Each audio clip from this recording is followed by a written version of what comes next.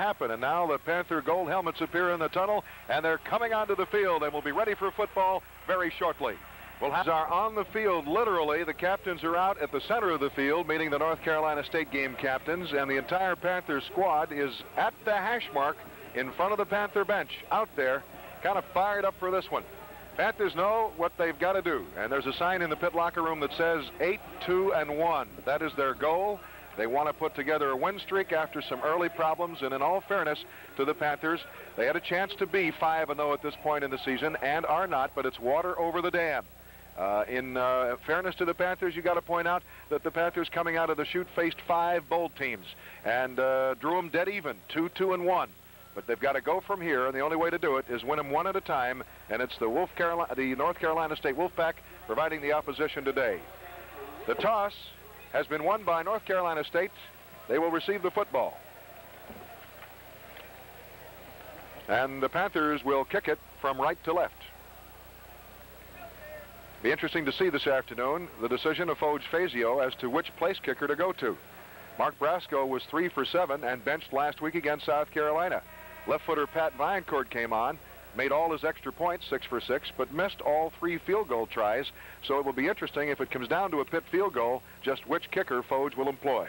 If you recall, last week we felt that maybe the biggest decision of the entire game was on the coin toss when Pitt had won it and deferred because we had a big wind and South Carolina did not do well defensively. Now today we don't get that situation because North Carolina State won the toss. They elected to receive, so therefore, and I really don't think it made any difference to Pitt today, except that they went ahead and took what they felt would be the win. But you know, Bill, the flag is limp right now. Doesn't look like that 10-mile-an-hour wind is out of the southeast. It's limp, and I don't think there's any wind at all at this point.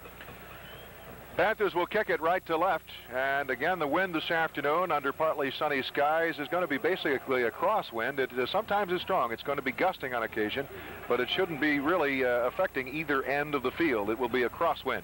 Viancourt will kick it. Worthen and Brooks deep to receive for North Carolina State as we start this football game.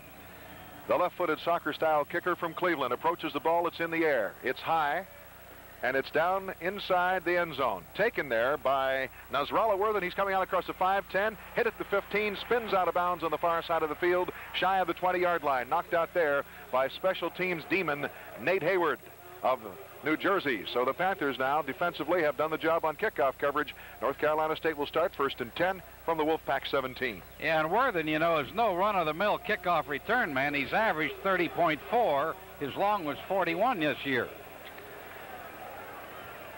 North Carolina State with quarterback Eric Kramer, a junior college transfer from Canoga Park, California, coming off a school record last week of 324 yards passing. Play action fake. He's going to throw on first down. Big pressure. Fires downfield. The pass is dropped at the 23-yard line into and out of the hands of tight end Ralph Britt.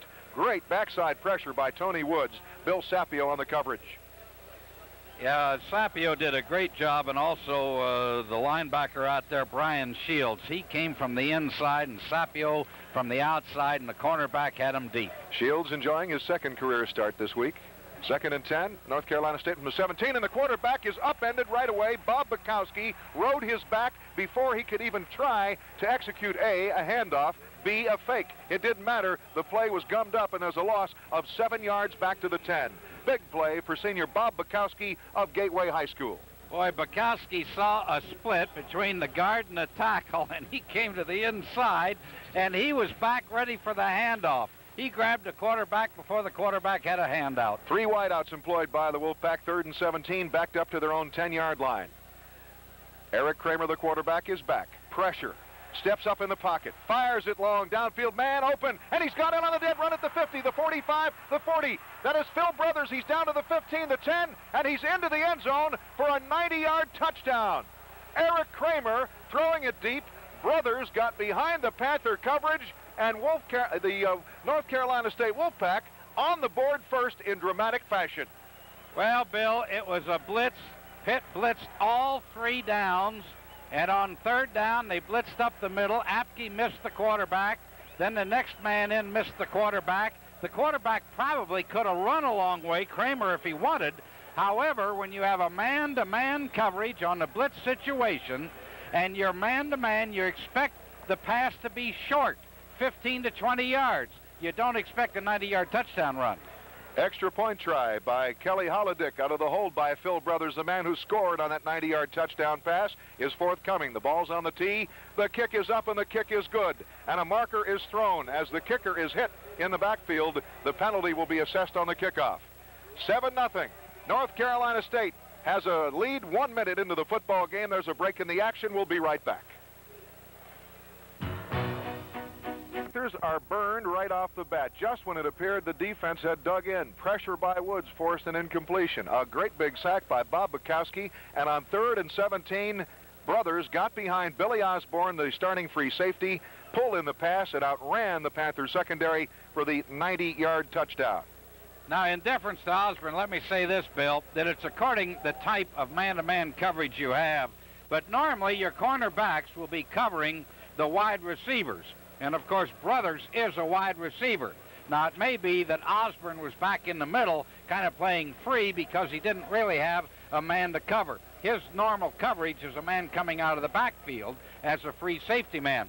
So we really don't know who the real coverage man was. What do we got here? Looks like North Carolina State's going to go right to left, but now they're lining up to go left to right because of the penalty. Yep, it was roughing the kicker against the Panthers on the extra point try. Somebody banged into the kicker, and so North Carolina State will be kicking off from Pitt's 45-yard line. The 15-yard penalty brings the ball across the midfield stripe into Pitt territory. So, a good opportunity here, perhaps, to try an onside kick. Would you do that if you're Tom Reed? I might do that. Yeah, I sure might. I think that's a good point, Bill, and one well brought up, because I don't think Pitt would get the ball any place but about the 35, and if he kicks it out of the end zone, they get it at the 20. So, what the heck? I think that's a real good play, an onside. Let's see what Brian Carter, the freshman kicker from Greensboro, North Carolina, decides to do. The Panthers are trailing 7-0, 1 minute into the game.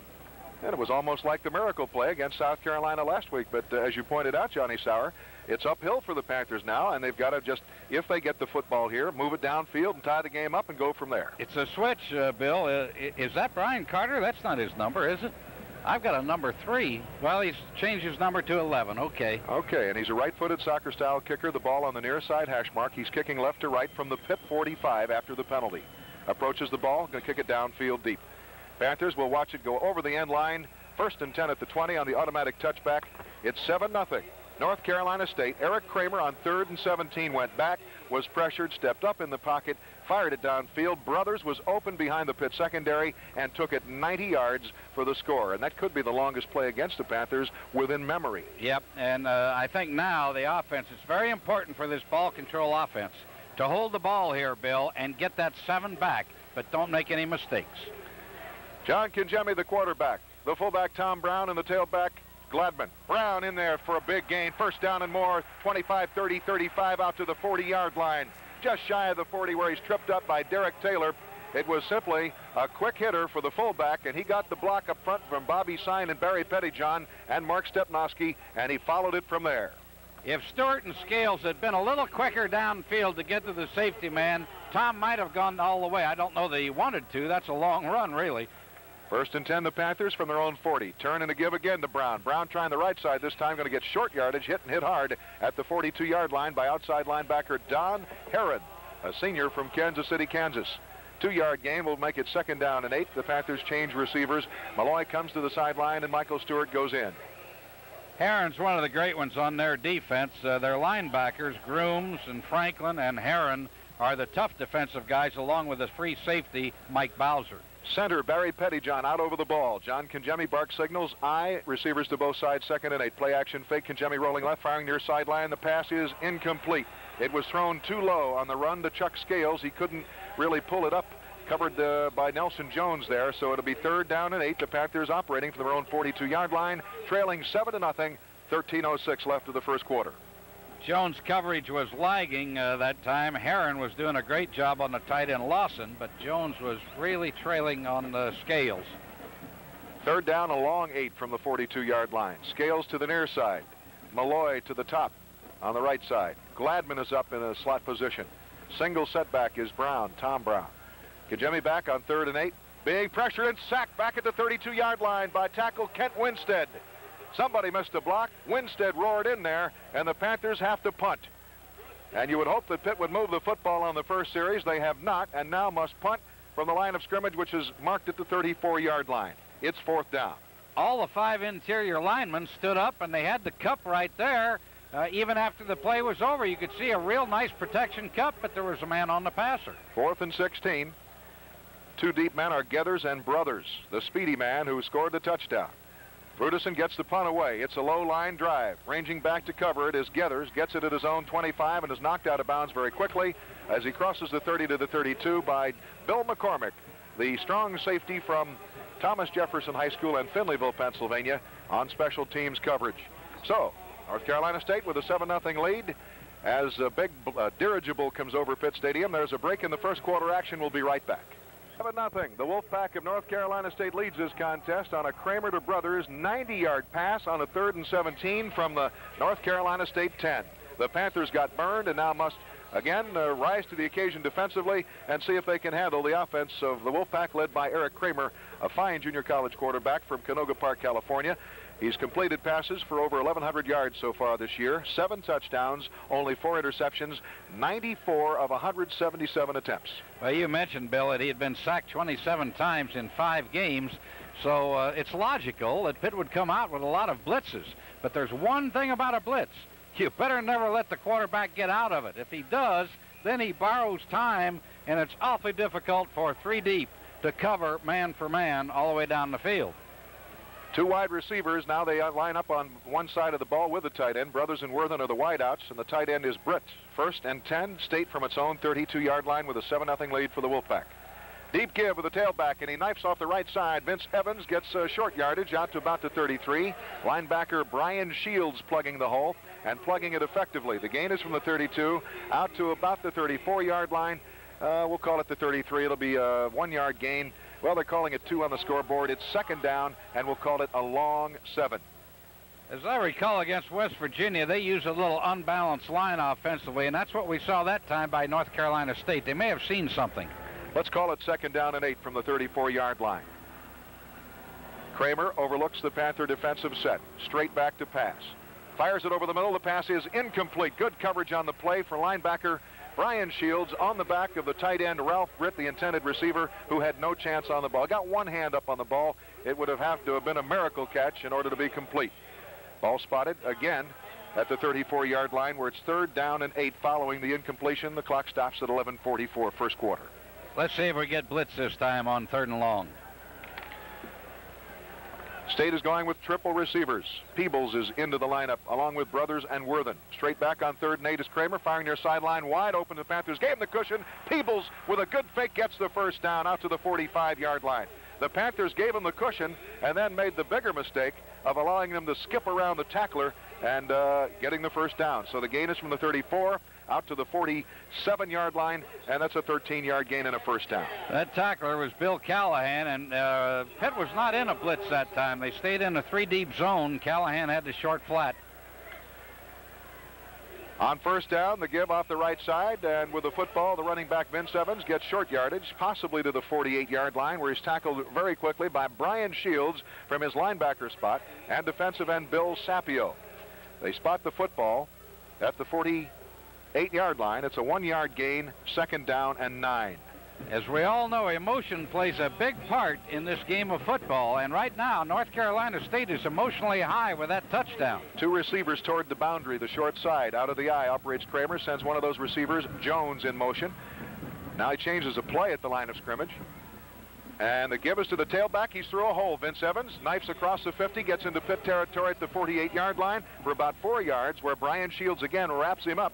It'll be 3rd down and about 5 for North Carolina State. The Wolfpack leading 7-0. We're in the first quarter at 10 minutes and 30 seconds left. I guess at this point, Pitt is doing what we thought maybe the North Carolina State defense would do. They're doing a lot of stunning, a lot of moving in and out. 3rd down, 5. State at the 48-yard line of Pitt, and somebody goes off sides. Dennis Attia across the line of scrimmage. He's allowed to do that, but Bill Leach, the offensive left tackle, moved, and he's not allowed to do that. You can go off sides on the defense if you don't make contact, if you get back before the snap. Yeah, they call it encroachment by the offense if they cross the neutral zone of the ball, and that's what the referee is calling. indicated offside. So instead of 3rd and 5, the 5-yard penalty will make it 3rd down and 10, and obviously change the play call for the Wolfpack. Quarterback Eric Kramer at 6'1", 194 pounds with a rifle arm.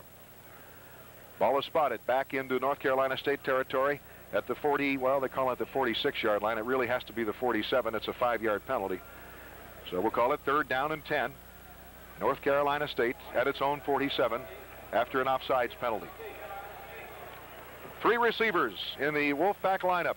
And the give is to the tailback Mike Miller, and he's going to be hit immediately by middle guard Dennis Attia, and it's 4th down for the Wolfpack. Fine defensive play for senior Dennis Attia of Allentown, Pennsylvania. Boy, he's just eating Hoshnaki up there at that center position. He went around him like he wasn't even there. 1-yard loss, 4th down and 11. Punter Craig Salmon is on. Gets the right foot into the ball, good spiral. Back under it is Terrell Austin at his own 13-yard line. Trying to come up the middle, will be hit by a wave of white-shirted Wolfpack defenders led by Kent Winstead, and down he goes shy of the 20-yard line.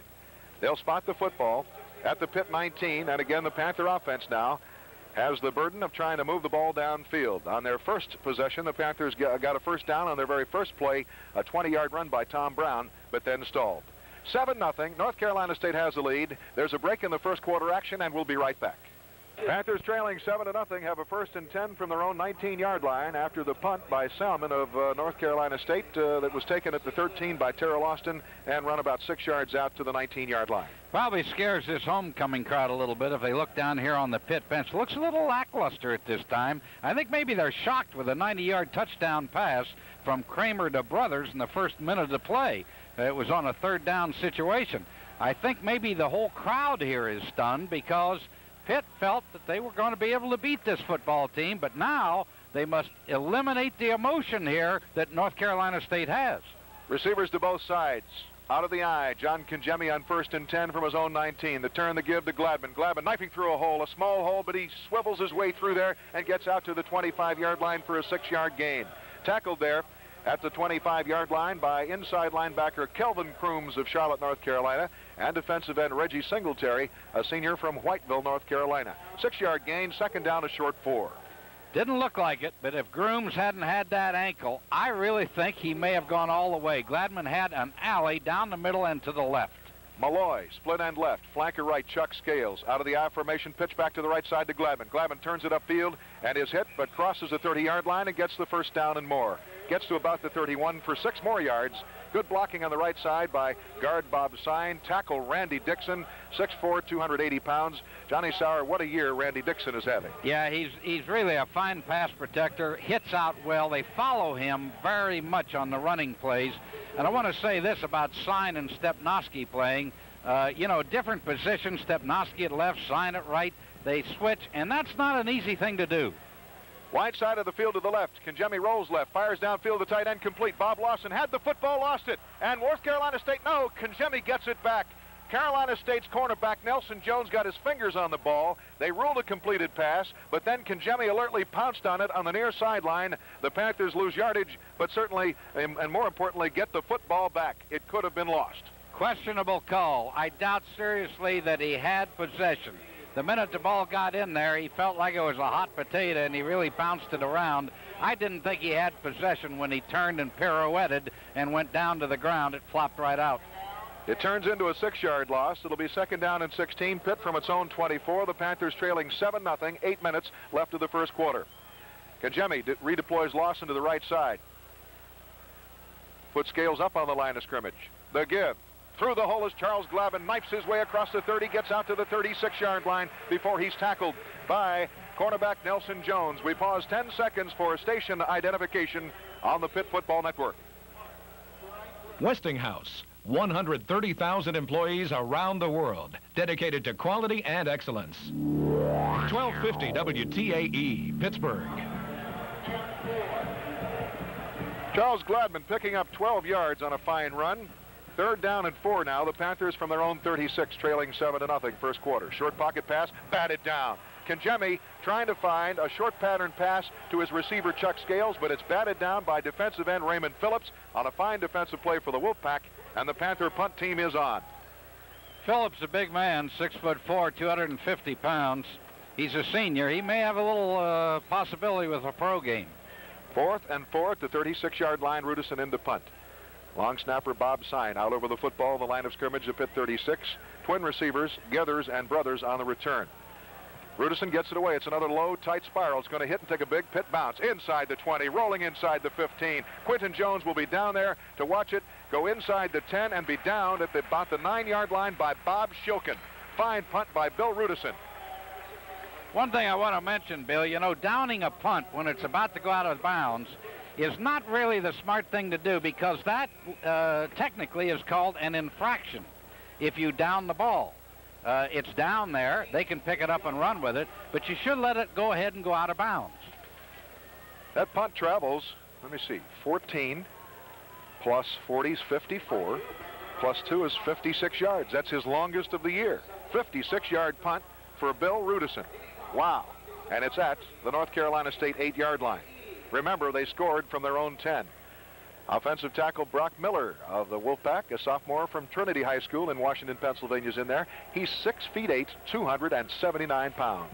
Now, when the offense finds that it can't turn emotion and momentum around, then it turns to the defense. Now, down here inside the 10-yard line, here's where your defense has an opportunity to come up with a fumble, to hold a team for 3 downs and make them punt from this position. Get a little better field position for your offense, or come up with that interception. So now it turns to the defense. Maybe they can turn around emotion and momentum. Middle guard Dennis Attia, tackles Bukowski and Johnson, ends Woods and Sapio, linebackers Apke and Shields, and the secondary Lewis and Austin, the cornerbacks. The safeties are Callahan and Osborne. Out of the I formation, North Carolina State, 1st and 10 from their own 8-yard line. Receivers to both sides, tight end right.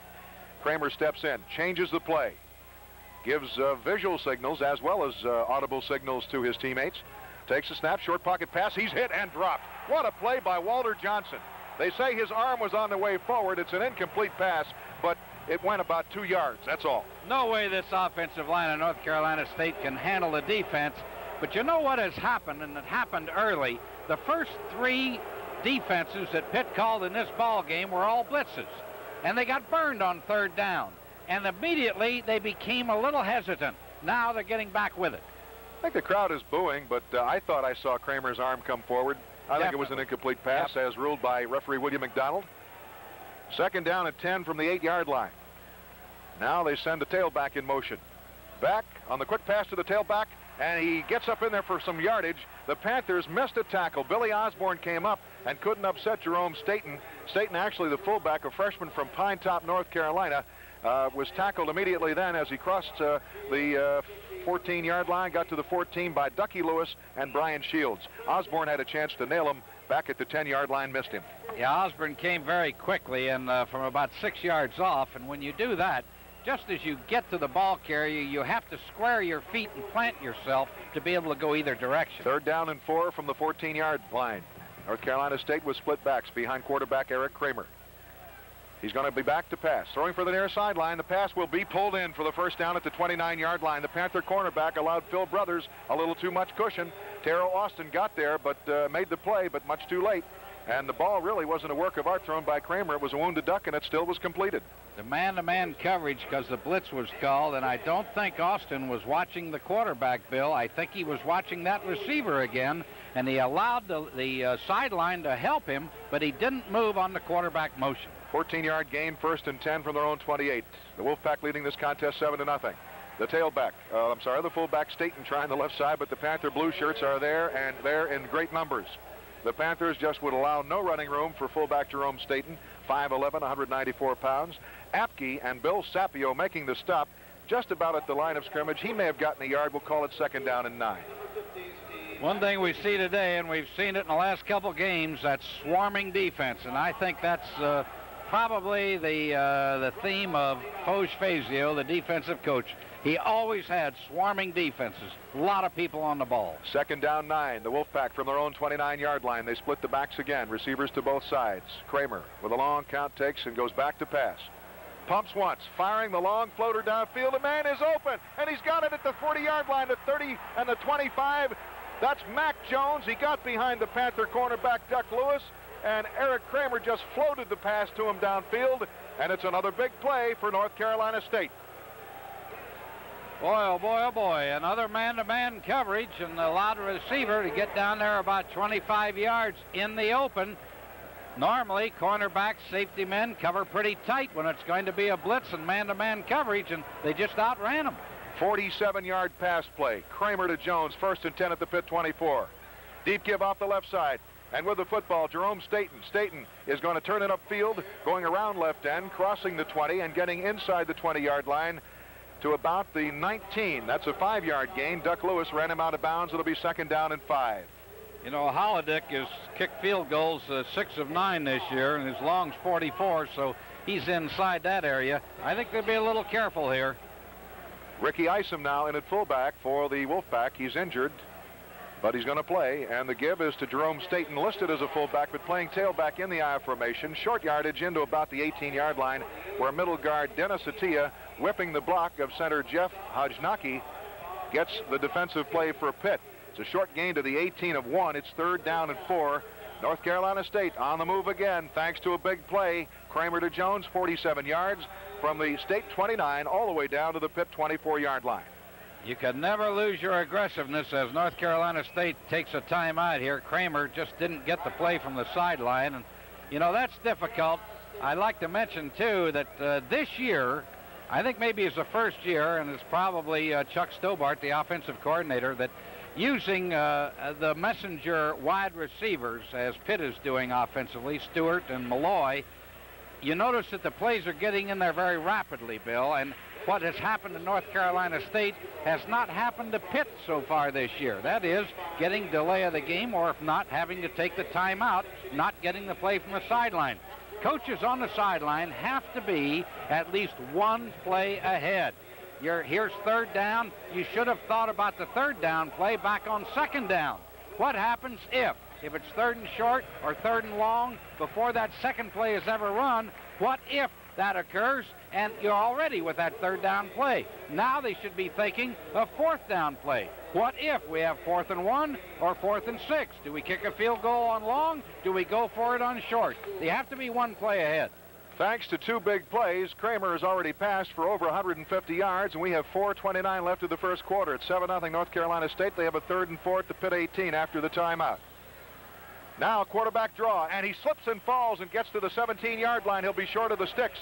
Quarterback draw by Eric Kramer, and the Panthers cover him. Brian Shields and Dennis Attia. He slipped and fell, but still would not have made any appreciable yardage. I think they would have tackled him short of the sticks had he not slipped. It wasn't much of a gamble call, because on a quarterback draw, the quarterback can go right up the middle and keep the ball in the middle of the field. They wanted to do that now for Holodick, the field goal kicker. 34-yard field goal attempt. Holodick, he's 3 for 4 in this range on the season. Right-footed, soccer-style kicker. The snap is true. The ball's on the tee. The kick is up. It's high enough. It's long enough, and it's good. A 34-yard field goal by Kelly Holodick, the place kicker for North Carolina State, and it gets North Carolina State a 10-0 lead. 3:49 left of the first quarter. The Panther defense is playing well, except against the pass. A 90-yard bomb for a score, a 47-yard bomb that sets up the field goal try. Coach Tom Reed of North Carolina State at this point is a little confused. He's not sure of what's happening. He doesn't know whether to play the game conservatively or wide open. Normally, I think he'd come into this game and say, hey, we got to play it wide open. But he gets a first touchdown, a 90-yard touchdown pass, and then the second play, the long one, he gets a long pass to put him in field goal position. So he says, hey, we might be able to beat this team, but we better do it smartly. So that last time he called that quarterback draw play and said, well, we're going to keep the ball in the middle of the field for the field goal kicker if we don't make the first down. So now he leads by the score of 10-0. 10-0 North Carolina State, and the Panthers now in a hole have to climb out, and they've got to do it on both sides of the football. Panther offense, first time around, got 1 first down on a 20-yard run. Second time, they got a first down on a 5-yard run, but then both drives stalled, and the Panthers have got to put some points on the board. I'd like to greet our listeners on the Panther Network. We'll do that as soon as the kickoff is executed here by Brian Carter. It's going to be deep and into the end zone. It'll be down there by Keith Tinsley of the Panthers. Pitt will have a 1st and 10 at its own 20-yard line. Greetings to our listeners over in Everett, Pennsylvania on WSKE, also in Bradford, PA on WESB. Also on the Pitt Radio Network over in Carlisle, Pennsylvania, it's WIOO. And up in Erie, PA, WEYZ. It's good to have you along here this afternoon for the homecoming contests, which the Panthers right now trail 10-0. Jimmy breaks them out of the huddle and deploys tight end Bob Lawson to the left side of the formation, receivers to both sides. Pitch back to the left side. Trying to follow his blocking Gladman, but it's not there, and a good tackle on Gladman by outside linebacker Mark Franklin, who got around Darnell Stone's block and dragged down Gladman for a loss on the play back to the 18-yard line at 2nd down 12. I think maybe you got to put a little blame on Charles that time, Charles Gladman, the ball carrier, because Stone was knocking his man out. I think Gladman set him up. If he'd have cut back early, he might have been able to get in there away from the pursuit. Malloy split end left to the near side. To the wide side of the field on the right is Chuck Scales. And the deep give on the sprint draws to Gladman. He knifes his way out across the 20, but's tripped up as he gets to the 21 for 3 yards. That'll set up a 3rd down and 9. North Carolina State leads it on a 90-yard bomb. Kramer to Brothers, and then a field goal by Holodick, and it's 10-0. The Wolfpack out here to pull a surprise off today. They came in underdogs by 17.5 points, but would hear none of that. The ball is spotted at the 20-yard line, so it's a gain of only 2. 3rd down, we'll call it 10. North Carolina State's overshifting that 4-4, Bill. They're making it an odd defense with the man on the center's nose half the time. On 3rd and 10, Kangemi out of the eye, receivers to both sides. Kangemi, play action fake, he's back. Has time, fires a pass downfield, into and out of the hands of the intended receiver, Michael Stewart. Got 2 hands on it, couldn't hold on. It's incomplete. Stewart is banged up on the play, and the Panther punt team for the 3rd time is on the field. Stewart is injured, and the Panther training corps is on their way out there. Safety Michael Bowser almost picked that ball off after it left Stewart's hands. He almost got it a foot off the carpet. Panthers knew they had to come out and play an inspired football, and it's been nothing but lethargic with few exceptions in the first quarter so far, which has 2:31 left, and as a result, North Carolina State has taken the advantage with big plays. Kramer's to Brothers for 90 yards, Kramer to Jones for 47 yards, setting up, of course, 2 scores, and that's the margin of difference right now, 10-0 North Carolina State. It's that down deep feeling. You can tell yourself that you have to be ready, and you can go through the practice all week with a lot of rah-rah and a lot of vocal, but you have to read the players down deep and inside. I don't think they felt they had much of a ball game today, and because of that, the minute North Carolina State gets up, now they got to pick themselves up, and this is tough if you haven't done it all week long. This football team can ill afford slips like that. Brothers will return. Rudison awaiting the long punt snap from the line of scrimmage, which now is the 20-yard line in Pitt territory. Snap is true. Rudison has time, gets the kick away. It's a flopper, and it's low, and it'll be fair caught at the 42-yard line by North Carolina State. Rudison's first 2 efforts were good because they were tight spirals, although they were low and didn't have much hang time. But the last one went 56 yards. This one is much shorter. This one travels 37 yards. Yeah, the story there is if you're going to kick the ball low trajectory, you want to kick it to the side so it'll roll and hit and roll, so the safety has to run after it. 2:25 left of the quarter. State with a football 1st and 10 from their own 42. Play action fake Kramer. He's back. Throwing the long pass downfield, and it will be batted down by Terrell Austin. Intended for Nasrallah Worthen, the flanker, at the 30-yard line, but a good defensive play for Terrell Austin. Incomplete. It'll be 2nd down and 10. Now, something that Terrell Austin can do that I didn't realize until that defensive play, he has a real good vertical jump. He played behind the receiver all the way down, then at the last minute went all the way up and over him. Bill never touched him, but had his hands high on that vertical jump. 2nd and 10 at the 43-yard line. North Carolina State with Kramer back. Having time, now flushed out of the pocket. He's going to be hit and sacked. Fine defensive play again for Panthers senior defensive tackle Bob Bukowski. Roared in there, got Kramer as he tried to flush the pocket to the left side and down him for a loss back at the 39-yard line. It'll be 3rd down and 14. All right, now interesting play, 3rd and long. Do you blitz or do you defend? The last time on 3rd and long, because they had been burned on the first series, they did not blitz, they defended. let's see if they defend. But even though you're defending here and not man-to-man, you should cover short against that 14-yard gain. Receivers to both sides. Peebles to one side, Worthen to the other. Audible by Kramer. The backs are Isom and Staten. 3rd and 14, quick pattern, left side, and it's pulled in on the far side of the field, but short of the sticks at the 47-yard line by Danny Peebles.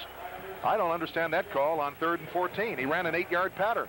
Yeah, I don't think Kramer understood it either. As a matter of fact, I don't know if it was an audible against the blitz. The blitz came, and I think the wide receivers say we got a down and out on the blitz when we see it. 4th down and 6 after the 8-yard gain. Punt team is on. And it is punter Craig Salmon getting the foot into the ball. A beauty. He's going to kick it down near the goal line. 5-yard line taken by Terrell Austin. He's going to try to bring it out. Across the 10, the 15, cuts inside, gets to the 20, into the 24-yard line, and a marker is down on the play. Tackled there by Mark Smith, a defensive back on special teams for the North Carolina State Wolfpack. This could be a half the distance penalty against the Panthers for clipping or holding on the return. Yeah, Billy Owens tried awfully hard to get a hold of a man that he had to get out of there, and really it took him another 4 yards, but he was caught clipping. He didn't get the head and shoulders in front of that knee, and that's the important thing. I thought Austin might have let the punt go into the end zone, but he decided to field it at the 5-yard line and almost broke a good return. Matter of fact, it wasn't a bad return. He returned it out to about the 24, but now half the distance is going to go back to the 11-yard line. And the half the distance penalty, as signaled by referee Bill McDonald, is for clipping against the Panthers. So the Panthers, trailing 10-0 in a hole with 1:18 left of the first quarter, have Tom Brown at fullback, A.B. Brown at halfback, John Kingemi the quarterback, and Scales will be deployed as a flanker to the right.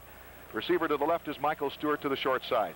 Pitt first, and 10 from the 11. And the give is to the fullback. Tom Brown knifes through there for a good yardage out across the 15 to about the 16-yard line where Reggie Singletary got his ankles and made the stop on the play. That is a pickup of about, say, 4 yards. Well, let's call it 5 yards to the 16. On the punt, Bill, you were going by the rule of thumb that inside the 10, the safety man lets it go and takes his chances. Many times on a high kick, the safety man doesn't know where he is. Austin received that ball on a 5. Panthers with a 2nd and 5 at their own 16, trailing 10-0 first quarter. The turn by Kingemi, the give to A.B. Brown, the tailback, and he doesn't have much running room. He tries the right side. Raymond Phillips, the defensive end, is there. A.B. Brown got it out to about the 18-yard line for 2. It's 3rd down and about 3. First series of plays, I thought offensive line looked very crisp. Really opened the holes. You look at it now, they're leaning into everything. You can't lean into these guys. I don't care who they are. You've got to be crisp and blow them out of there. 3rd down and 3. Pitt trailing 10-0 at their own 18-yard line. Receivers to both sides, I formation. Kingemi turns and gives to his fullback, and his fullback is going to be hit immediately. Tommy Brown has nowhere to run. North Carolina State made the defensive play. Riding his back is defensive tackle Sandy Key, a junior from Clinton, North Carolina, on the last play of the first quarter. That's the end of the first quarter at Pitt Stadium with a score, North Carolina State 10 and the Pitt Panthers nothing. Along with Bill Hillgrove, I'm Johnny Sauer from Pitt Stadium. The first quarter has just ended. North Carolina State surprisingly leading Pitt by the score of 10-0. A 90-yard touchdown pass from Eric Kramer to Phil Brothers and a 34-yard field goal by Holodick has given North Carolina State that surprising 10-0 lead. Now Pitt facing a 4th down situation on its own 19. They're going to have to kick the ball out of trouble. The offense has been lackluster. The defense has given up big yardage, basically, on the pass play. You would expect that because they came into this ball game 3rd in the nation against the rush. 66 yards is all they give up per game, but you knew they were going to throw the football. Kramer has thrown it 10 times, completed 6 for 128 yards and a touchdown, a 90-yard bomb. On the other side, John Kingemi is now 1 for 4. Total passing yardage for Pitt is -6. Charles Gladman has rushed 5 times for 24 yards. Tommy Brown 4 times for 27. Needed 3 there, only got 1, and so the Panthers are going to punt. Rudison is on. Geathers and Brothers, twin safeties for the North Carolina State Wolfpack. Line of scrimmage, the 19-yard line in Pitt territory. Panthers trailing at 10-0. The snap is high. Going up to get it is Rudison, and he gets the kick away. Another low line drive. Back to the 39 to take it on a fair catch is Jeff Geathers, and there he takes it. And good field position for the Wolfpack at their own 38-yard line is where he touched down with his knee. You know, in a way, this isn't a bad thing to happen. And I say that only from the standpoint, coaches and players alike must get it on, and they must win this kind of game. Otherwise, they're having too much false hope for the future. This may not be the only time this occurs this year. 43-yard punt by Rudison, a low shot, but it got down the field in a hurry. Kramer, 1st and 10 from his own 38. The give is to the tailback, Vince Evans. And Vince Evans breaks one tackle but runs into another and gets short yardage to about the 40, where horse-collaring the running back is Brian Shields, the Panthers' senior linebacker from Washington, Pennsylvania, and Trinity High School. Dennis Attia also helping on the stop. 10-0, North Carolina State on a 90-yard bomb and a 34-yard field goal, and the Panthers are in a hole and have to dig their way out. This is the time that leader has to come forth, whether defense or offense. 2nd down and 8 from the 40. The give is to Ricky Isom, his first carry of the afternoon, but he's got nowhere to go. The Panther defense is there. Defensive end Tony Woods pinching down, and help up front from Dennis Attia, the middle guard from Allentown, Pennsylvania.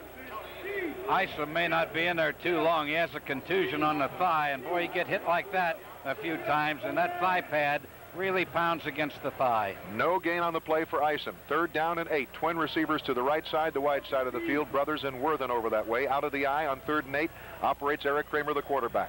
Play action fake. He's going to roll right. Turn it upfield. And now he's hit.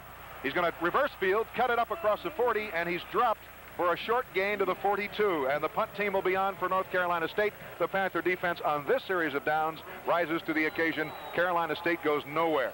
Good play by Bob Bukowski and Bill Sapio, who brought him down after an advance of 1 yard at the 41. And on 4th and 7, Salmon is into punt. Long snapper Gus Purcell out over the football. The snap is true, and Salmon gets a good kick.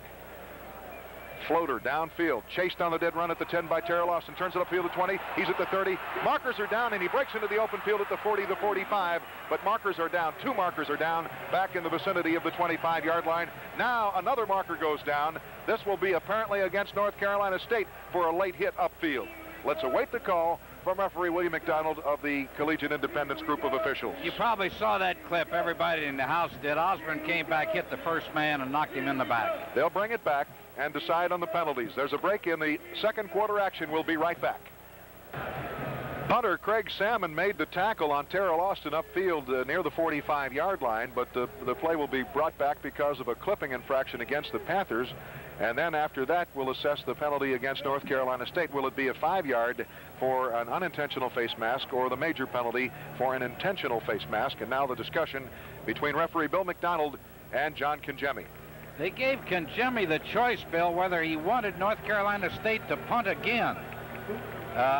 It's awfully difficult for me to understand because the clip was on the run back. Maybe the face mask was during the play or while the offense had the ball in the air, Bill. So that's the reason it came back, quite possibly. Offsetting penalties is the indication from referee Bill McDonald, but I believe there might have been an option there because of the discussion between McDonald and Kangemi. So they'll punt again.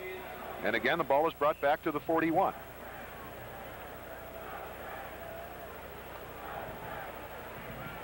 Snap is true. This time it's kind of a wobbly kick, but it's still a good one with plenty of hang time. We're chasing it down and going out of bounds on the near side of the field is Terrell Austin at the 17-yard line. He wanted to walk the tightrope, and then he looked down, and as he looked down, it was too late. His momentum had carried him to the sideline. He stepped on the chalk, which is out of bounds at the 16, and on the re-kick, it is Pitt now with a 1st and 10 at their own 16-yard line. You notice what Craig Solomon is doing now, the punter for North Carolina State. He's making Austin run for the ball. In other words, one side to the other, so that he can't take it going right up the middle every time. He's got to move to it. So the Panthers trailing 10-0, second quarter with 13:02 remaining. A 90-yard bomb, Kramer to Brothers for the first score early on, 1 minute into the game. And then the Panther offense made a first down and looked like they were going to move downfield and possibly tie things up, but then the drive stalled, an incomplete pass, a sack, a big sack for Winstead of the Wolfpack, and the Panthers had to punt. And following that, North Carolina State started a drive at their own 8-yard line and got a 47-yard bomb on a 2nd and 9 from the 29 in state territory down to the Pitt 24. Kramer to Jones, and that set up the field goal by Holodick, and it's a 34-yard effort that makes it 10-0, and that's where we stand right now. 13:02 left, second quarter. One of the great psychological coaches in the past was Tom Nugent, coached at Maryland, Florida State. And I've seen many situations like this where Tom Nugent, because his second club had done so well the previous week when they got into a ball game, he'd take that first club out and sit them down on a bench and put the second club in there and say, okay, let's see where the competition is on the ball club. A lot of times that'll turn it around emotionally. Senior guard Mike Durundo comes into the Panther lineup, replacing starter Bob Sine. Out of the eye, Twins left is the formation. The give to Charles Gladman through a hole. 15, 20, 25, 26-yard line. First down for Charles Gladman on the shot off the left side. He got a big hole, and the tackle was applied by Albert Miller, an outside linebacker with help from Don Herron. Best run since the first series. I think on the opening series, Gladman had a good one. Brown also went about 15 or 20. Now let's see if they can continue it.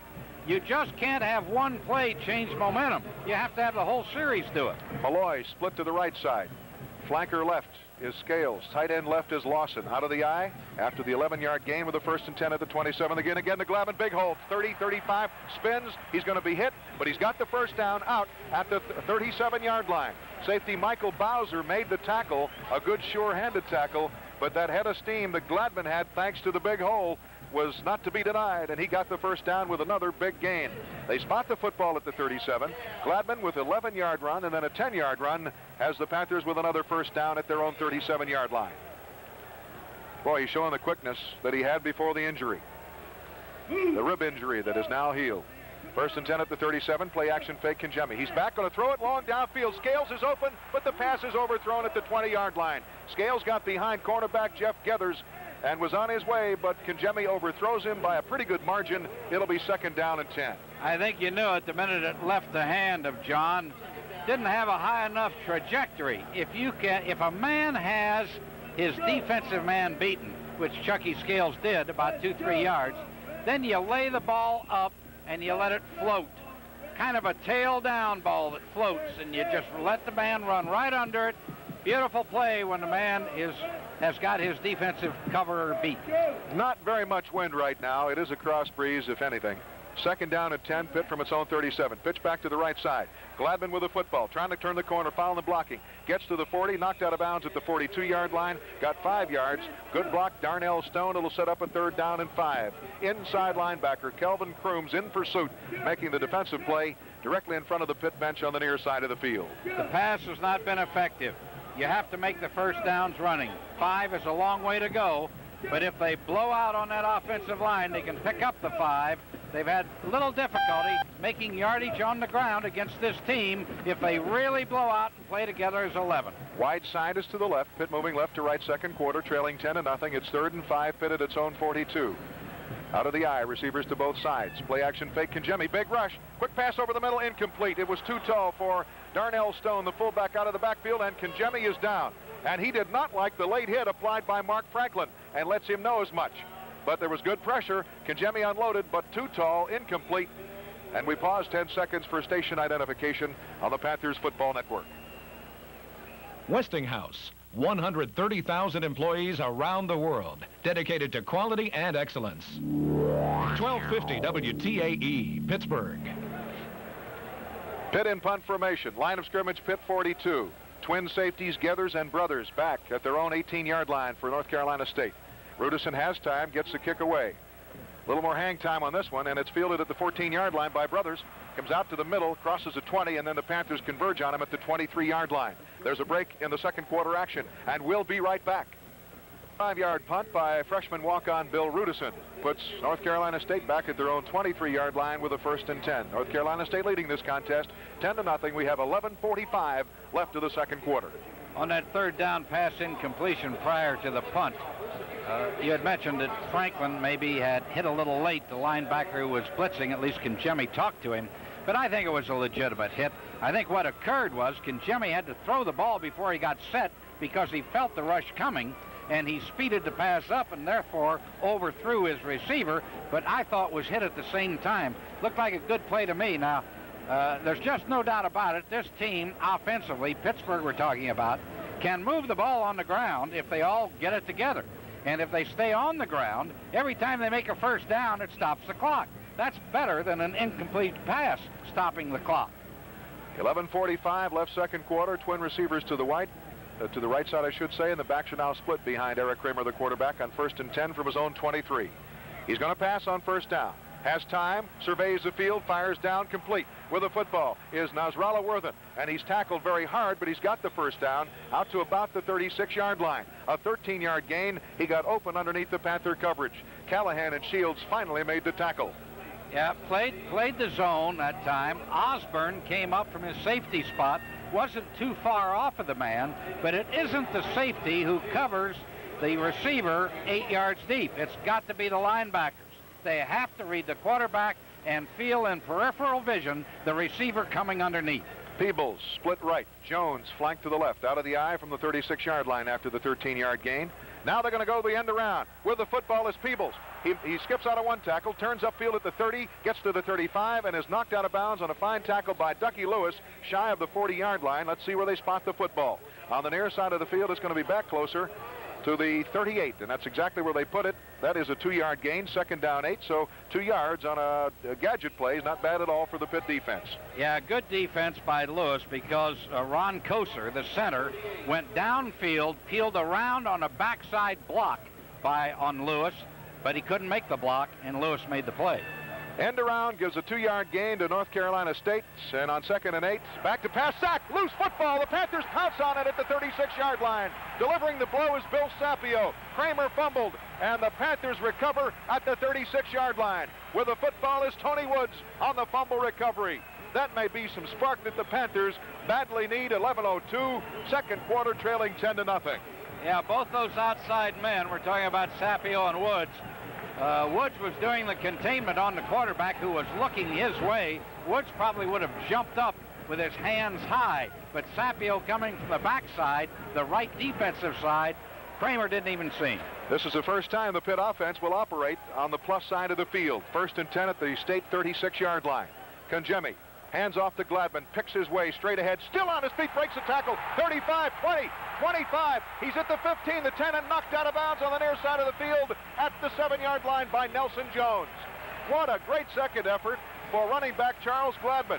He started to pick his way from the 36, and then at about the 32-yard line, it appeared he was stopped for a 4-yard gain, and all of a sudden, the Carolina defenders didn't complete the tackle, and Gladman still on his feet, the play still alive, rambled down the sideline, followed some good blocks, and got a big gain to the 8-yard line. That would go into the books now as a 28-yard run. Gladman pulls out of grasp tackles very well. 28 yards to the 8, 1st and goal, the Panthers with a flanker left. 2 tight ends. The give is to the fullback, Tommy Brown. Short yardage, he gets maybe to the 7, that's about all. Jamming up the middle defensively in that wide tackle 6 defensive array for the Wolfpack. Grady Harris, a defensive tackle. And he made the stop at the 7 after a gain of 1. It's 2nd down goal. The Panthers at the state 7-yard line. Clock ticks at 10:30, second quarter. By the way, the second tight end was Tom Hubner. He was playing opposite Lawson on that particular play. Tom Hubner, a freshman from the North Hills High School. 2nd and goal at the 7. Out of the eye, Konjemi. Option, pitch back to left side, Glavin. One to turn it in field, dips it outside. 5, 4, 3, 2, 1. Panther touchdown. Charles Gladman started to dip in, and then all of a sudden, reading the blocking, turned it to the left side, and just ran around everybody untouched into the end zone. Tommy Brown threw a great block that sprung Gladman out around the outside left. Did you get on that 7 yards, Phil? That's it, Yeah. 7 yards. On the touchdown run by Charles Gladman. Nobody will set the play up inside better than Gladman. Boy, he fakes in, pulls that defense in, allows Tom Brown to get the block, and then goes right on around and wide open. Question on the kicker has been answered. Mark Brasco is back after missing a game, and he'll try the extra point out of Konjemi's hold and from the snap delivered by Bob Sine. It's on the tee. The kick is up, and the kick is good. The Panthers now get one of the scorers back, and now defensively they've got to go to work again and try to get the ball back in good position. A fumble recovery by Tony Woods sets up a Charles Gladman touchdown, and the Panthers trail this contest 10-7, 10-10 left second quarter. There's a break in the action, and we'll be right back. Charles Gladman skirts left end. He did a little dip. He started inside on the option to the left and then decided, hey, wait a minute, the white jerseys are pinched in. Let me try the outside. Tommy Brown delivered the block that sprung him. He went untouched around the left side for 7 yards in the score. That caps a drive of 36 yards in 3 plays. Gladman on the afternoon so far, and we're still in the second quarter, has 85 yards rushing on 10 carries. You never know where you're going to get the spark, and it seems like the Pitt team got it from Sapio and Woods. Sapio on the sack, quarterback was ready to throw, ball bounced loose, Woods recovered. Now, let me say this, though. The momentum of that particular spark could have stopped had Gladman been stopped for the 4 yards where he was hit. But he wouldn't allow that. He pulled out of those tackles, moved to the right sideline, came in with a big gain, and then that gave the momentum to the offense. Worthen and Brooks are deep to receive at the North Carolina State goal line. Vaillancourt will kick it from the near hash mark, 40-yard line, and it's a high boomer. It's going 3 yards deep, and it'll be downed in the end zone by Nasrallah Worthen of Jacksonville, Florida, and that'll be an automatic touchback, 1st and 10, North Carolina State at their own 20-yard line. Big defensive play for Bill Sapio. He sacked quarterback Eric Kramer. The ball popped loose, and Tony Woods pounced on it for the fumble recovery at the 36, and then 3 plays later, Gladman 7 yards on the run around left end, and the Panthers have a 10-7 deficit staring him in the face, but that's a whole lot better than 10-0, which it was a moment ago. Let's see what the Wolfpack does now. 1st and 10 at their own 20-yard line with Kramer at quarterback. Give off the right side. He's going nowhere. Vince Evans is down for a loss back to the 15 by Tony Woods. And the Panthers were simply swarming on the football. Well, this is Hugh Green Day, isn't it, today? Hugh Green Jersey Day. Yeah, well, and number 90 is giving you some echoes, is he not? Yep, he saw a few film of Hugh, and he's coming on like him right now. When he was a high school performer at Newark, New Jersey, at Seton Hall Prep, in his home, a lot of Hugh Green paraphernalia. He's always been a Hugh Green fan. To the audible goes Kramer on 2nd down at 15 from his own 15-yard line. Short pocket pass, one to throw it, and now he's going to be sacked. Another play for Bob Bukowski back at the 14-yard line. That's Bukowski's 3rd sack of the afternoon. Good coverage on the outside, Bill. Real fine coverage that time by Duck Lewis. Looked like Brian Shields also, and also out there was Sapio. So real good coverage on one receiver. Quarterback Kramer couldn't find anyone to throw to. 3rd down and 16 after the 1-yard loss at the 14-yard line. 3 receivers in the football game for North Carolina State. Worthen, Peebles, and Jones. Single setback. Back to pass on 3rd and long, and a little swing pass out of the backfield, complete to Ricky Isom, the fullback, and he's going to be hit hard at the 17-yard line. I mean, in a sandwich job, Ducky Lewis, along with Steve Apke and Bill Sapio, and he had nowhere to go. He was knocked off his feet and really banged around. They spot the football at the 17, 4th down and 13, and the punter, Craig Salmon, is on for the Wolfpack. Panthers have twin receivers back. Billy Osborne is kind of an up man at the 50-yard line, and Terrell Austin is deep. The punt is going to be fielded by Austin at the 45 in Pitt territory. Looking for the wall, it's not there. He's going to put his head down and cross midfield and get to the 48-yard line. Hopefully there are no flags flying on this effort. I don't see any. The Panthers will now 1 flags. There's a break in the action, and we'll be right back. 20 remaining in the second quarter. Johnny Sauer along with Bill Hillgrove at Pitt Stadium. Pitt is trailing North Carolina State by the score of 10-7. They had pretty good field position at about the 48-yard line of North Carolina State, but then all of a sudden the personal foul comes up, and it's going to hit Pitt for the big 15-yard penalty. It's now going to be 1st and 10 at the 37. So the Panthers are backed across the midfield stripe to the 37-yard line thanks to a personal foul, and as we said, I hope no flags fly, because it looked like, John, that some players were continuing the play after the whistle. Well, really, Wall was 1.5 yards off his man. He blocked while the whistle had not blown. Then they had the separation, and I believe it was a North Carolina State individual on defense who closed the gap and forced whatever occurred.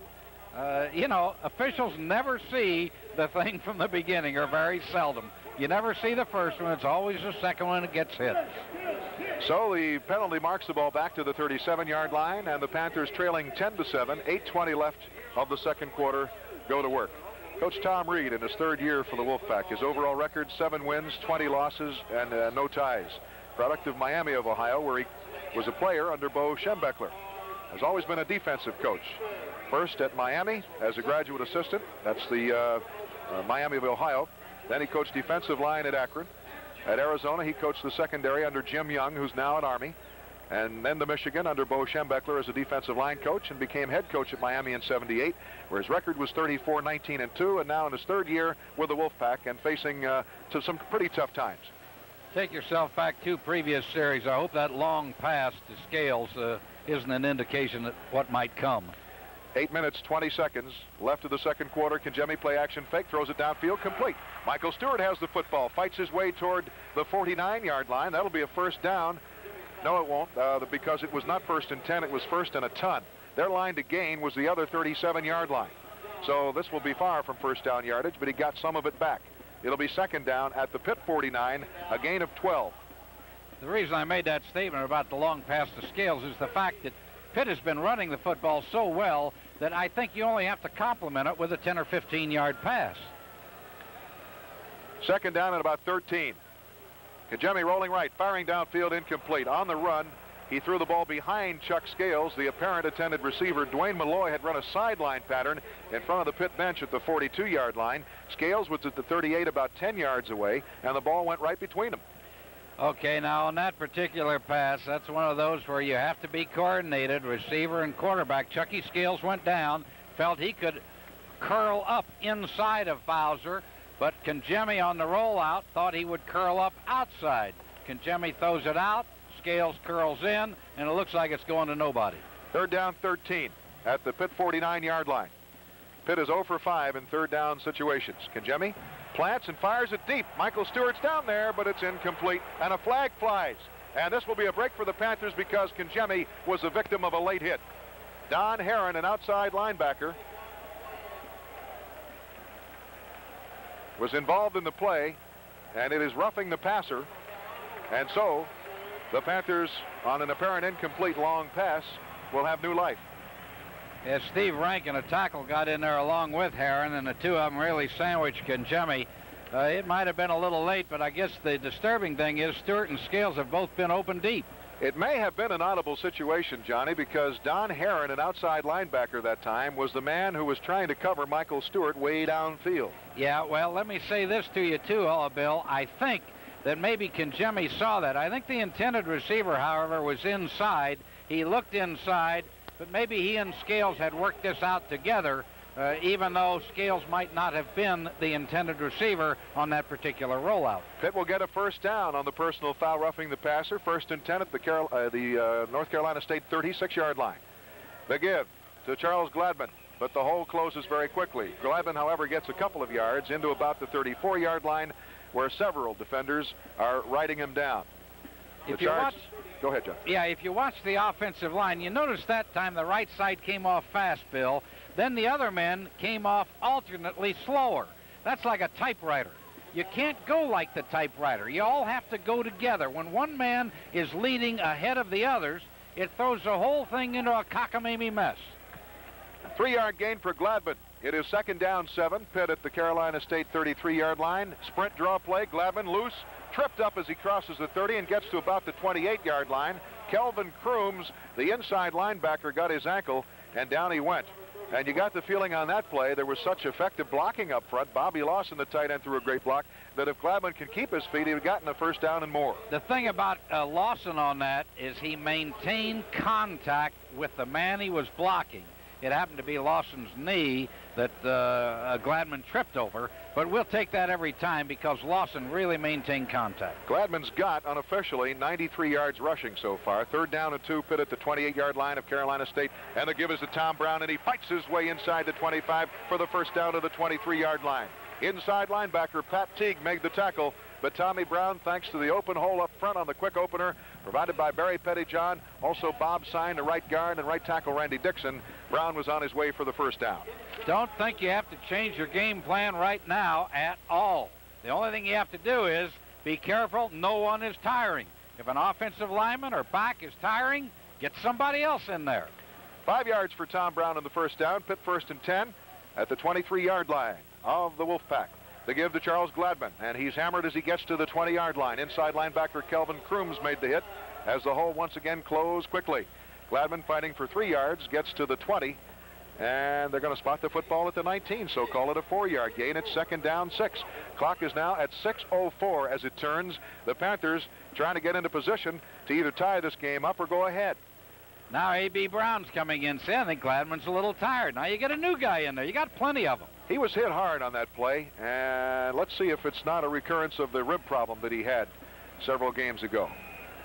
He's shaken up on the play, and now he's talking to one of the trainers. And the ball at the 19, and Pitt will call timeout there first. Each team has 2 timeouts left here. 5:45 left to go in the first half. With timeout on the field, the score, North Carolina State 10 and the Pitt Panthers 7. Let's call a timeout. That will enable Charles Gladman to return to the football game. He came to the sideline, sat on the bench, talked to the trainer, and then when the timeout was called, he decided, I feel okay, I'm going back in. Gladman, 13 carries, 96 yards. Pitt now with a 2nd and 6 at the 19-yard line. Malloy in motion to the wide side, the left. The turn, the give to the fullback. Tom Brown hits in there, gets a yard, that's all. Hold closed quickly. Tried to follow the block of Bob Sine, cut it up inside, but ran into the waiting arms of outside linebacker Mark Franklin and defensive end Reggie Singletary. The football is spotted at the 18-yard line. That'll set up a 3rd down and 5 for the Panthers, who trail 10-7, 5:24. Clock turns, 2nd quarter.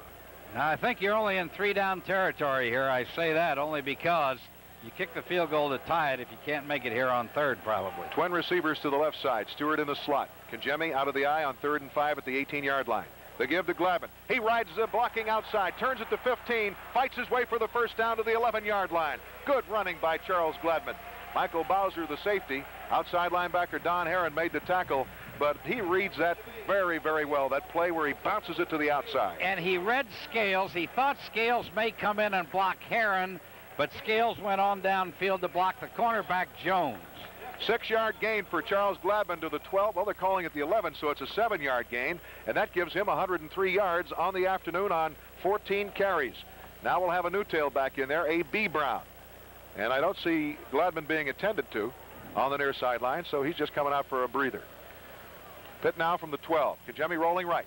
Looking for the end zone. Incomplete. Intended for Dwayne Malloy. Running a corner pattern to the right side of the end zone. Being chased there by Derek Taylor. Kajemi threw it wide. It'll set up a 2nd down and 10 from the 12. Well, I don't know that North Carolina State would ever have a chance of stopping this team on the ground if they want to keep running. And when I mentioned the fact, 3-down territory and they might kick a field goal, well, that's not all as automatic as I may have made it sound, because Pitt hadn't been too tough with the field goal this year yet. 2nd down 10, the Panthers at the 12-yard line. Receivers to both sides. Kajemi. Option. Pitches it back, and he's hit and dropped as A.B. Brown. He had nowhere to go on a great defensive play. In pursuit from outside linebacker Don Herron, who is shaken up on the play. He's down at the 22-yard line. What a defensive play he made. Now he's going to get up very slowly, but what a play he made. The Panthers tried to run the option game, and Herron shut it down. The loss is from the 12 out to the 18 of 6 yards. It'll be 3rd down and 16. Well, I guess you'd have to say now they do have to put the football in the air now, because 3rd down, a long way to go, and of course you always got the chance of the field goal. 3rd down and 16. The Panthers now redeploy Dwayne Malloy as a split end to the right. Kajemi out of the eye on 3rd and 16. Play action fake. Steps up into the pocket. Now he fires for the end zone, and it will be incomplete. Caught out of bounds by Chuck Scales on the left side of the end zone. And Kajemi is hit as he delivers the pass and is down at the 25-yard line. Kajemi really got racked on that play. And he is down, and he is in discomfort. Gets up limping, is under his own power, but Scales in the far side of the end zone pulled in the pass wide of the boundary. Incomplete, out of bounds, and a man is injured for North Carolina State over there, and that is cornerback Nelson Jones, a senior from Woodbury, New Jersey. He made a good play on the ball, Bill, and the reason I say that, he moved a long way after the ball was in the air to make it a high trajectory pass. The pass was just late getting there. On 4th down, the field goal try by Mark Brasco out of Kajemi's hold will be a 36-yard attempt. Ball between the hash marks. The kick is high enough. The kick is long enough. And the kick is good, and the game is tied. Mark Brasco is back, and the Panthers tie it up. There's a break in the action, and we'll be right back.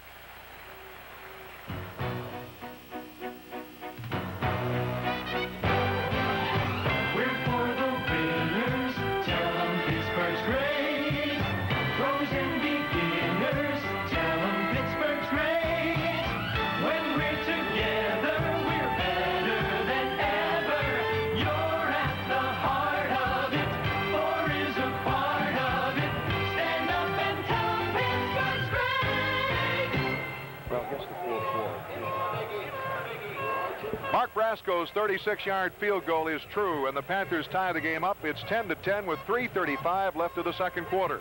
The Panthers in a dogfight this afternoon. John Kajemi receiving some attention on the Panther bench from trainer Francis Feld, and also being examined there by team surgeon Dr. Richard Ray. He held for the extra point, but he seemed to suffer some sort of leg injury as he was really racked on an incomplete pass. Pass was caught all right by Chuck Scales, but he was out of bounds in the end zone. Joe Filitsky warming up for the Panthers and may come in at quarterback. We'll just have to wait and see on John Kajemi. A little bit of offensive line coaching going on down there by Joe Moore, if you notice, Bill, to the right on the bench. They're straightening out a few of the blocking patterns there right now.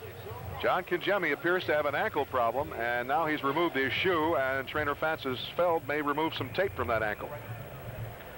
Here comes Viancourt's kickoff. It's high, but not particularly long. Fielded at the 4-yard line. Now Worthen out behind the wedge. Will be tackled on a fine play at the 14. Downfield under that kickoff for the Panthers was Chris Merchant, and a marker is down. Marker's down at the 20-yard line. Let's await the call from referee William McDonald. I think maybe there's a little extraneous talking going on out there by the blue jerseys. That's the jersey being worn by Pitt today. I want to say one thing, Bill. There was a double safety that time. And the man who did not catch the ball, if you noticed him, he put his hand up in the air. Now, you know a fair catch is possible on a kickoff also. And you cannot give a fair catch and move the ball if you're the other man, or you cannot block. He blocked that time. So technically, it could have been a penalty against that second safety man. Personal foul is indication from referee Bill McDonald, and it marches the football out to the 30-yard line where North Carolina State will put it in play with a 1st and 10. They've got twin receivers to the boundary, the short side, the right side. Out of the I formation, Eric Kramer goes to the audible for North Carolina State. 10-10 tie, second quarter, late stages. Deep give off the right side with a football, and a good hole is Vince Evans, the tailback, crosses the 30, gets to the 35, and is not tackled until he gets out to about the 37-yard line. So that's a 7-yard gain. It'll set up a 2nd down and 3. Unbalanced line right that time. The tight end, the spread end, and the flanker all to the right. Only a tackle to the left. They're in it again. This is the way they ran to the short side last time. 2nd down, 3 from the 37. The turn again. The tailback with the football gets through a hole and gets to the 40-yard line, but he's short of the 1st down. Lorenzo Freeman playing defensive tackle for the Panthers at 6'5", 255, along with help from John Carter, who's playing the other tackle, making the stop. The ball is spotted at the 40. It'll be 3rd down and about a foot and a little more. That's all. Boy, this North Carolina State team is really beat up. They're now playing Pajnaki at center. Of course, he started the game at center, but Koser had been playing a lot of it. He's injured. He's out now. No, Koser's playing the right guard spot. Koser from Greensburg Central Catholic and Ruffsdale, PA. 3rd and about a foot from the 40. The give and the stop. Evans had the football, and the Panthers were there. John Carter, Dennis Attia, and there'll be no 1st down and an apparent punt situation for the North Carolina State Wolfpack near their own 40-yard line. The man that made the play really was Carter with the penetration. Boy, if you don't get across that line of scrimmage by 2 yards on short down or short yardage down, you can't stop it. 4th and 2 in punt formation, and a good spiraling kick by punter Craig Salmon.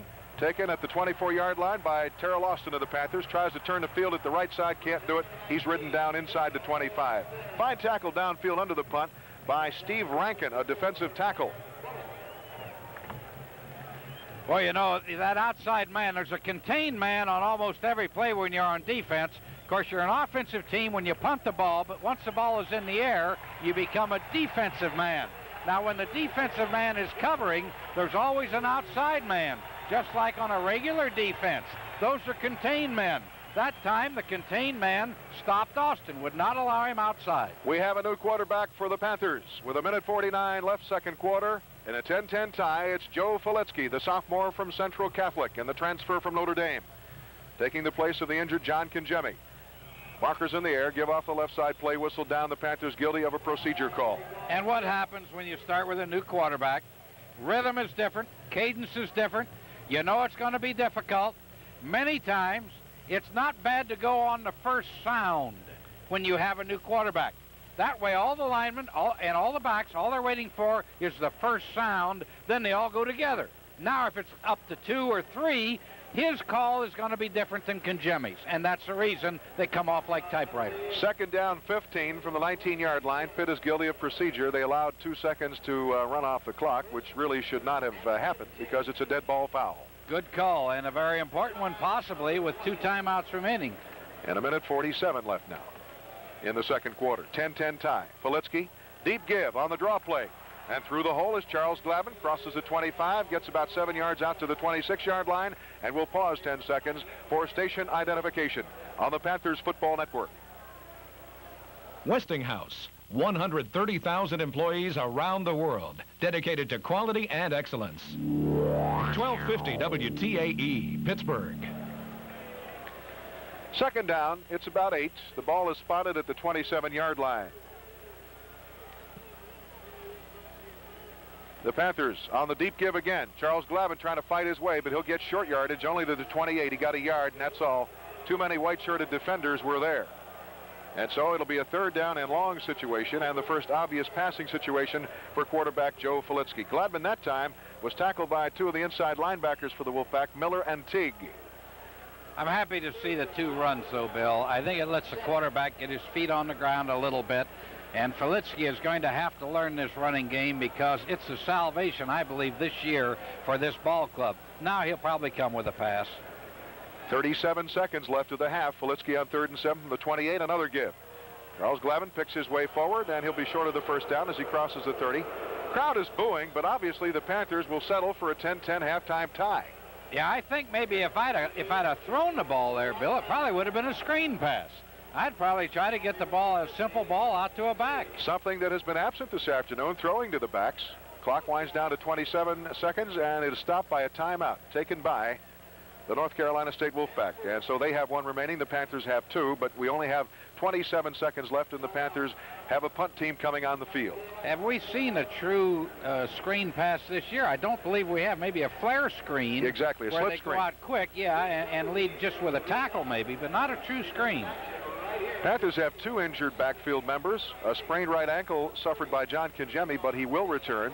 And fullback Tom Brown, the junior from Burrell High School, has a sprained left ankle, but he'll be back, they say. Panthers now have to cover well. Nelson Jones is deep to receive at the 32-yard line. Line of scrimmage is the Pitt 31. Rudison now will be back to punt the ball for Pitt. The deep return man is Jeff Gethers for the Wolfpack. Barely getting it away under great pressure, but he kicks it over Gethers' head, and it's going to go down inside the 10-yard line. A nice long kick to help Rudison's average. Will be dead inside the 4, 3, 14 seconds left, and they knock it dead at the 4-yard line. So the line of scrimmage was a 31.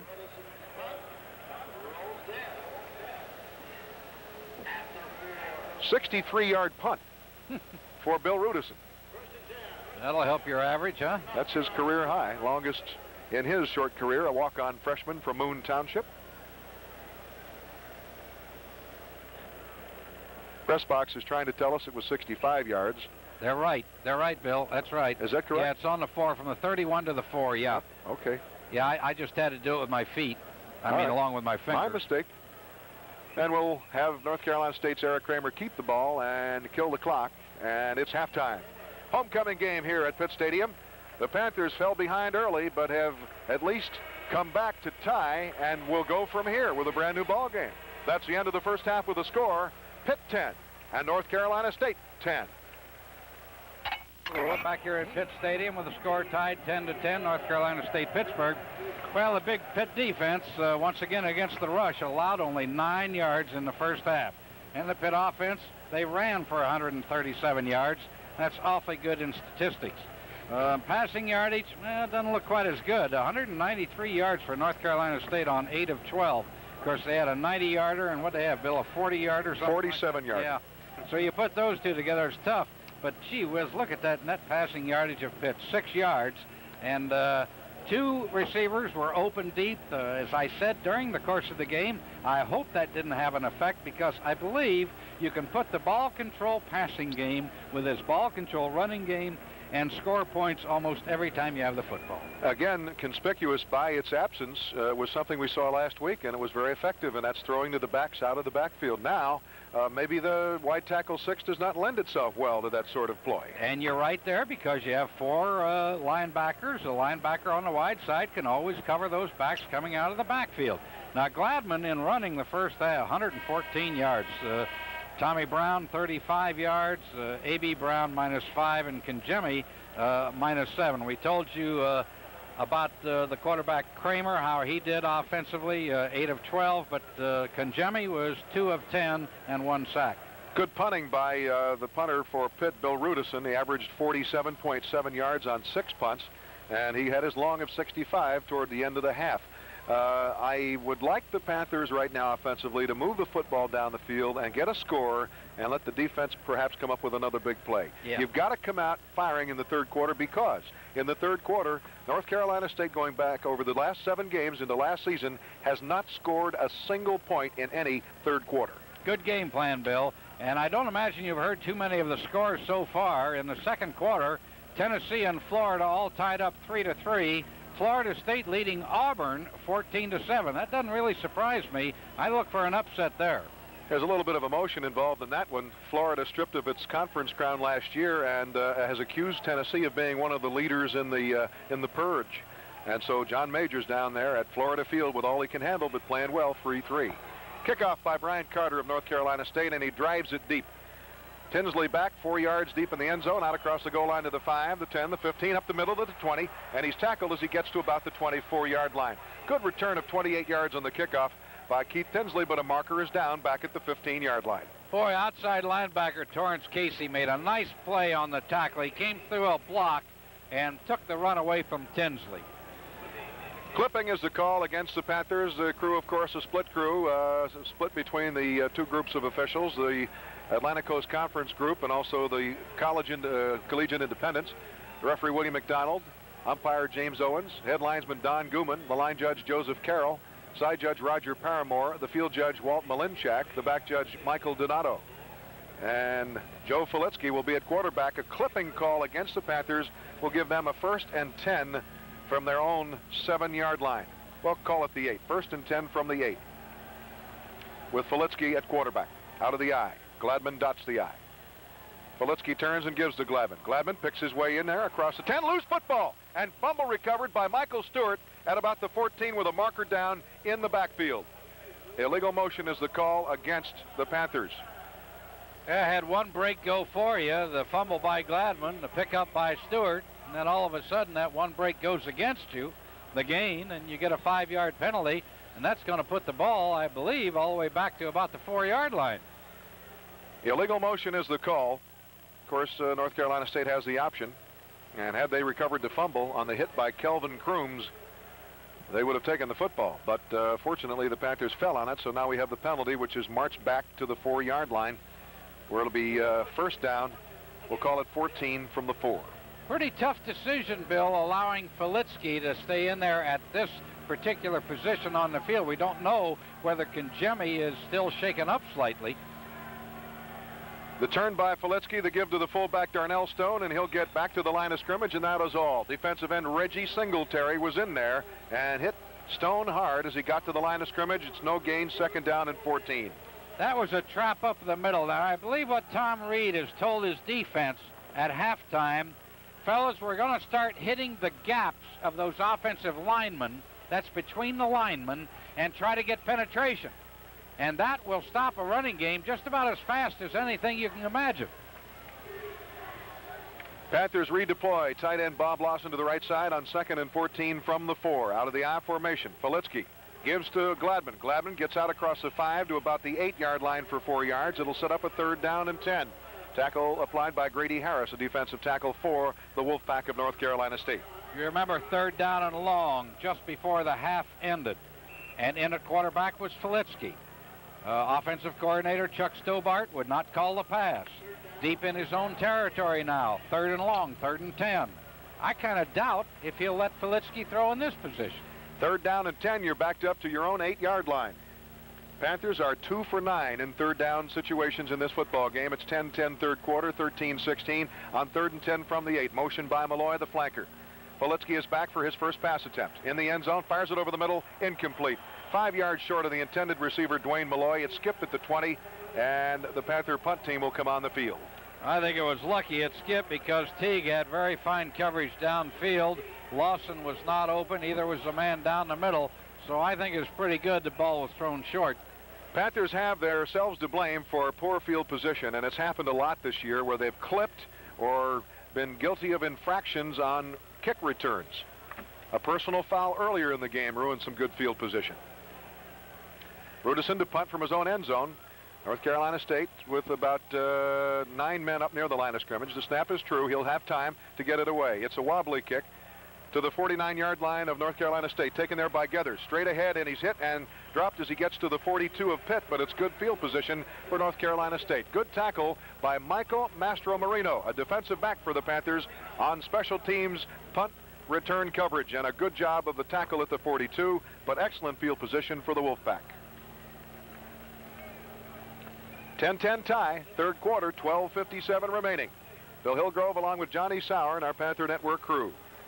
Motion by the flanker of North Carolina State, Nasrallah Worthen. To the wide side. Deep give off the short side, and with the football is the tailback Vince Evans, and he gets good yardage through a hole, crosses the 40, gets to the 35-yard line for about 7 yards, where Steve Apke, the Panther linebacker, drags him down. We pause 10 seconds for station identification on the Panthers Football Network.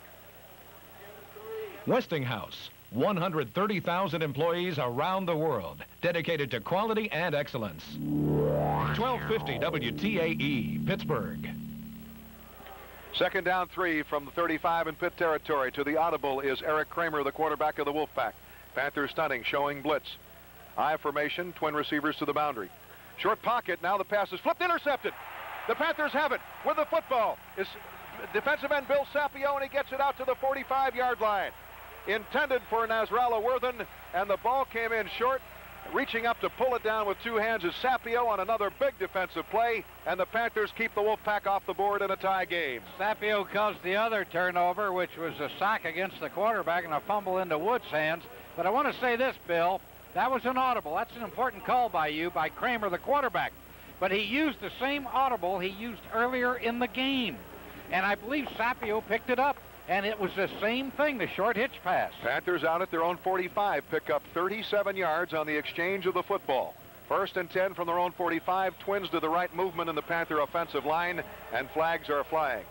Looked like there was movement on the right side of the Panther offensive line, and the dead ball foul will go against Pitt for procedure. Couple scores, Rutgers leading Temple 10-7 at halftime. South Carolina over Duke 7-4. That's in the first quarter. Virginia leading Clemson 17-13 at half. Florida, Tennessee still tied up 3-3 in the second quarter, and Auburn, Florida State in the second quarter 17-17. Word from the Panther bench. Senior John Kangemi, the leader of this Pitt offense, sprained right ankle. He'll be out for the rest of the game. Politsky at quarterback with a 1st and 15 from the 40-yard line in Pitt territory. Twins receivers to the right side. The give to Gladman, follows the blocking, picks his way for short yardage, and he gets out to about the 44-yard line, a 4-yard pickup. Tackle there by Kelvin Crooms, a very active inside linebacker for the Wolfpack defense. And the ball is a 4-yard gain for a 2nd down and 11. 10-10 tie, third quarter. Pitt has just intercepted a fine defensive play for Bill Sapio, his 2nd of the game. Earlier in the football game, Sapio with a big play defensively sacked the quarterback and caused a fumble that was recovered by Tony Woods. Reggie Williams in the Panther lineup as a wide receiver. Politsky back. Time. Fires down the middle. Pass picked off at the 40-yard line. Intercepted by Don Herron, an outside linebacker, and I couldn't tell who the intended receiver was. I think Joe is a little impatient. I think he's excited, certainly. He threw the ball early before a man had the time to get to the particular position of the ball. It was either Scales or Gladman. I feel sure it was Gladman who was coming to the outside after leaving the backfield spot. Carolina, after the interception by Herron, 1st and 10 at their own 39. They split their backs wide, receivers to both sides. Kramer straight back to pass on 1st down. Steps up in the pocket, fires a pass down the field, batted in the air, incomplete, into and out of the hands of the intended receiver, Naswala Worthen, but it hit and skipped incomplete at the 35-yard line of Pitt. It'll be 2nd down and 10 at the 39. 10-10 tie, 3rd quarter. We have 11:17 remaining in this period. Well, with Joe Filitsky holding all of the pressure of this team on his back and his shoulders, it's going to take 10 other offensive men on each down to help Joe out of this position. They're all going to have to play with that 110% effort. And I think he's got to relax, and I think he will. 2nd down at 10 from the 39. Motion by Worthen through the formation. The turn, the deep give to the tailback. He's got a hole. He bounces it outside with a football. Vince Evans turns it upfield to the 45 and gets very close to 1st down yardage at the 49-yard line. He needed 10. He got about 9.5, it would appear, depending on where they spot the football. Bill Osborne made the tackle on the play with help from Dennis Attia, who was pursuing from his middle guard spot. The bounce play that time working for North Carolina State, who had a total rushing yardage of 9 in the first half. Well, they get 10 on this one play, or just about 10. Well, yeah, if they don't make the first here, Bill, if you'll remember the last 3rd and short, I think Pitt came with a good penetrating defense. It was, as I recall, John Carter who came in and stopped the 1st down attempt, and it's now going to be a little shorter, but the last time they penetrated well, they got a good 2 yards into the backfield. They do that again here, and they'll stop it again. Evans picks up statistically 9 yards, but it's about 3 inches short of a 1st down, and they're spotting the football very properly at the 49-yard line of North Carolina State. 10-10 tie, 11 minutes and 5 seconds left of the 3rd quarter. Panthers did a good job of intercepting by Bill Sapio a Kramer pass, but then Joe Filitsky throws one right back on a 2nd and 11 from his own 44. Herron intercepted. Now North Carolina State with a 3rd and inches at their own 49. 2 tight ends. With a wing back to the left, out of the eye operates Kramer, and he keeps and leans in there. The Panthers swarm, but I think he has enough for the 1st down because all he had to do was basically come forward from his quarterback position about a yard, which I think he did at least that. He may have gotten a yard and a half. He's very close to midfield, and I can see it from here that it's a 1st down. Jeff Hajnaki, the center, he's the guy that really did the job, and in there at right guard is the fellow that's been the starting center in the past, Ron Koser. But he had to move into the right guard spot, so Hajnaki and Koser are both playing in the ball game, and they're both the centers. Kramer keeps for the 1st down. Receivers are lined up to the boundary. Out of the eye, 1st and 10 at midfield for North Carolina State. Kramer goes to the audible in a 10-10 tie, 3rd quarter. 10 minutes, 38 seconds left. Deep give to Evans. Evans with the football spins in there, will get short yardage into Pitt territory at about the 47. He may have picked up 3. That'll set up a 2nd down situation. He got 2. 2nd down and 8 from the 48-yard line. Shields made the tackle for the Panthers. Vince Evans at 5'10", 210 pounds, a senior from Fayetteville, North Carolina. Came in averaging 5.2 yards per rush, 423 yards for the Wolfpack. Jeffries and Worthen are the wide receivers to both sides.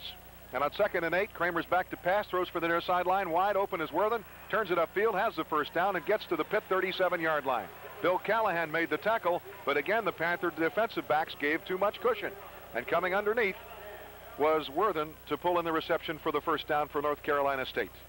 On the 10, 15-yard sideline cuts, it's up to the cornerback to position himself such that when he has a sideline holding up that receiver, he cuts in front of the receiver to knock the ball down. He can't play behind him. Worthen got 11 yards, 1st and 10 at the 37. The give on the right side is to the tailback, and with the football plowing forward for the North Carolina State Wolfpack, he'll be short of the 35-yard line. He'll get a yard to the 36. That was Dennis Attia that time. When he comes in low and penetrates against the offensive center, Hajnaki, he causes a lot of difficulty in the backfield. He may not get a good, true grasp tackle, but he slows that ball carrier down to a degree where everybody else can help. Roger Smoot came in to get the 1 yard and immediately left the ball game. Now they split their backs on 2nd and 9 at the Pitt 36. Back to pass is Kramer. He throws a floater downfield, and the pass will be batted out of there, incomplete at the goal line. The intended receiver was Haywood Jeffries. Double coverage down there from Terrell Austin and Duck Lewis, and I believe it may have been Austin who batted the ball incomplete, his second deflection of the afternoon. Yeah, you know, the reason it was so good, Lewis had the man coverage on it. But Austin, I believe, was looking into the backfield, and he came from the far side, made himself really a free safety, even though he's a corner man. He went on to throw the ball. It hung up there so long, he was able to knock it out. The Wolfpack 3rd and 9, and the give, and he'll be stacked up by Walter Johnson. Evans has nowhere to go. Off the right side, he tried to go, and Walter Johnson, whipping the block up front, was there like a stone wall, and the the punt team is on. Line of scrimmage now will be outside the 35 at the 38-yard line for a 2-yard loss, and it's 4th and 11, and punter Craig Salmon is on. He gets the snap, and he kicks a high floater that's going to go back near the goal line and hit in the end zone for the touchback automatically. Pitt will have a 1st and 10 at their own 20-yard line. The game is tied at 10-10, 8:26 left of the 3rd quarter. There's a break in the action, and we'll be right back. Own 20. John Kangemi out of the ball game with a sprained right ankle, so in at quarterback for the Panthers is sophomore Joe Filitsky of Central Catholic High School. The Panthers will deploy Chuck Scales and Michael Stewart as wide receivers. The backs are Tom Brown and Charles Gladman. The tight end is Bob Lawson. Up front, the guards are Durando and Stepnoski. The tackles, Tony Brown and Randy Dixon. The center is Barry Pettyjohn. Now, if you're Foch Fazio, Bill, you want to see a little success for the young quarterback Filitsky. You want to see it, and you're telling that offensive line and those backs, now let's all come off on the ball. Let's let this running game move a little bit and give Filitsky the opportunity to find some success. Homecoming, and honored at halftime were the awardees of distinction of the Pitt Varsity Letter Club: Donald Fisher Jr., Don Hennon, Mort Lerner, and Leroy Lewis. 1st and 10, the Panthers at their own 20. Tight end Lawson is at the right side. Receivers to both sides. Out of the eye operates Filitsky. The give off the right side. Tom Brown fighting his way out across the 25, gets to the 30 with extra effort and gets a Panther 1st down. He fought literally to pick up the extra yardage. Winstead, along with Teague, finally made the tackle, and a marker's down at the point of the tackle. Now, that could be a face mask. Normally, that's where things occur, although I think it was maybe a dead ball foul after the play. See what the referee says here. Referee Bill McDonald indicates a push block against the Panthers. And that is a 5-yard infraction, but it will nullify the 1st down gain by Tom Brown. Ball spotted at the 30, but will be marched back. Panthers guilty of illegal use of the hands, and that's a 5-yard penalty. From the point of the foul. From the point of the foul. So the sticks will be moved. The 1st down is recorded, and it'll be 1st and 15 from the 25. No. Now that's from no. 1st and 5. That's from the initial first down. That's exactly right. Yeah, right. 1st and 5 from the 25. The give is to Brown, and he fights his way through a hole and gets out to about the 28-yard line for 3 yards, where inside linebackers Kelvin Crooms and Pat Tigg make the tackle. Crooms a senior, Tigg also a senior, and they pinch down to make the tackle on Brown at the 28. It'll be 2nd down and 2 from the 28-yard line. Got to have that 1st down now for Joe Filitsky. You've got to have it. You got 2 downs to make it. 10-10 tie, 7:51 left of the 3rd quarter. Twin receivers to the left side, Scales, and inside him in the slot is Stewart. Filitsky on the sprint draw to Gladman, and Gladman fights his way out toward the 30, and he's still on his feet and gets to the 35. How did he squirt out of the pile? It looked like he was down behind center Barry Pettyjohn and fullback Tom Brown at the 30, and he squirted out of there and clearly got the 1st down for 7 more yards to the 37-yard line. I had him down, Bill, at the 29. I put my hands together like he was short of the 1st. I never even saw him continue on, but he can pull away from those ankle tackles as well as anybody I've seen. For Charles Gladman, he's got 127 yards this afternoon in this football game, and that would be on 19 carries. The turn and the give to Tommy Brown, and the Panthers just blowing people off the ball. The fullback plows out to the 40 to the 41-yard line for 4 yards, where the tackle was applied by inside linebackers Dillard Andrews and Pat Teague.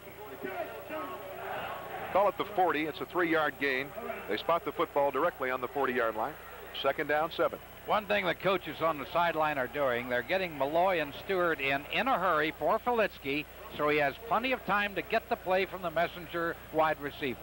Receivers to both sides. Stewart in motion. The flanker comes to the wide side of the field, and the give is to Charles Glavin through the hole, 40, 45. He crosses the 50 and gets to the 49 of North Carolina State for another Pitt first down. Gladman now, with 11 yards on that carry, is tackled by Heron and Bowser.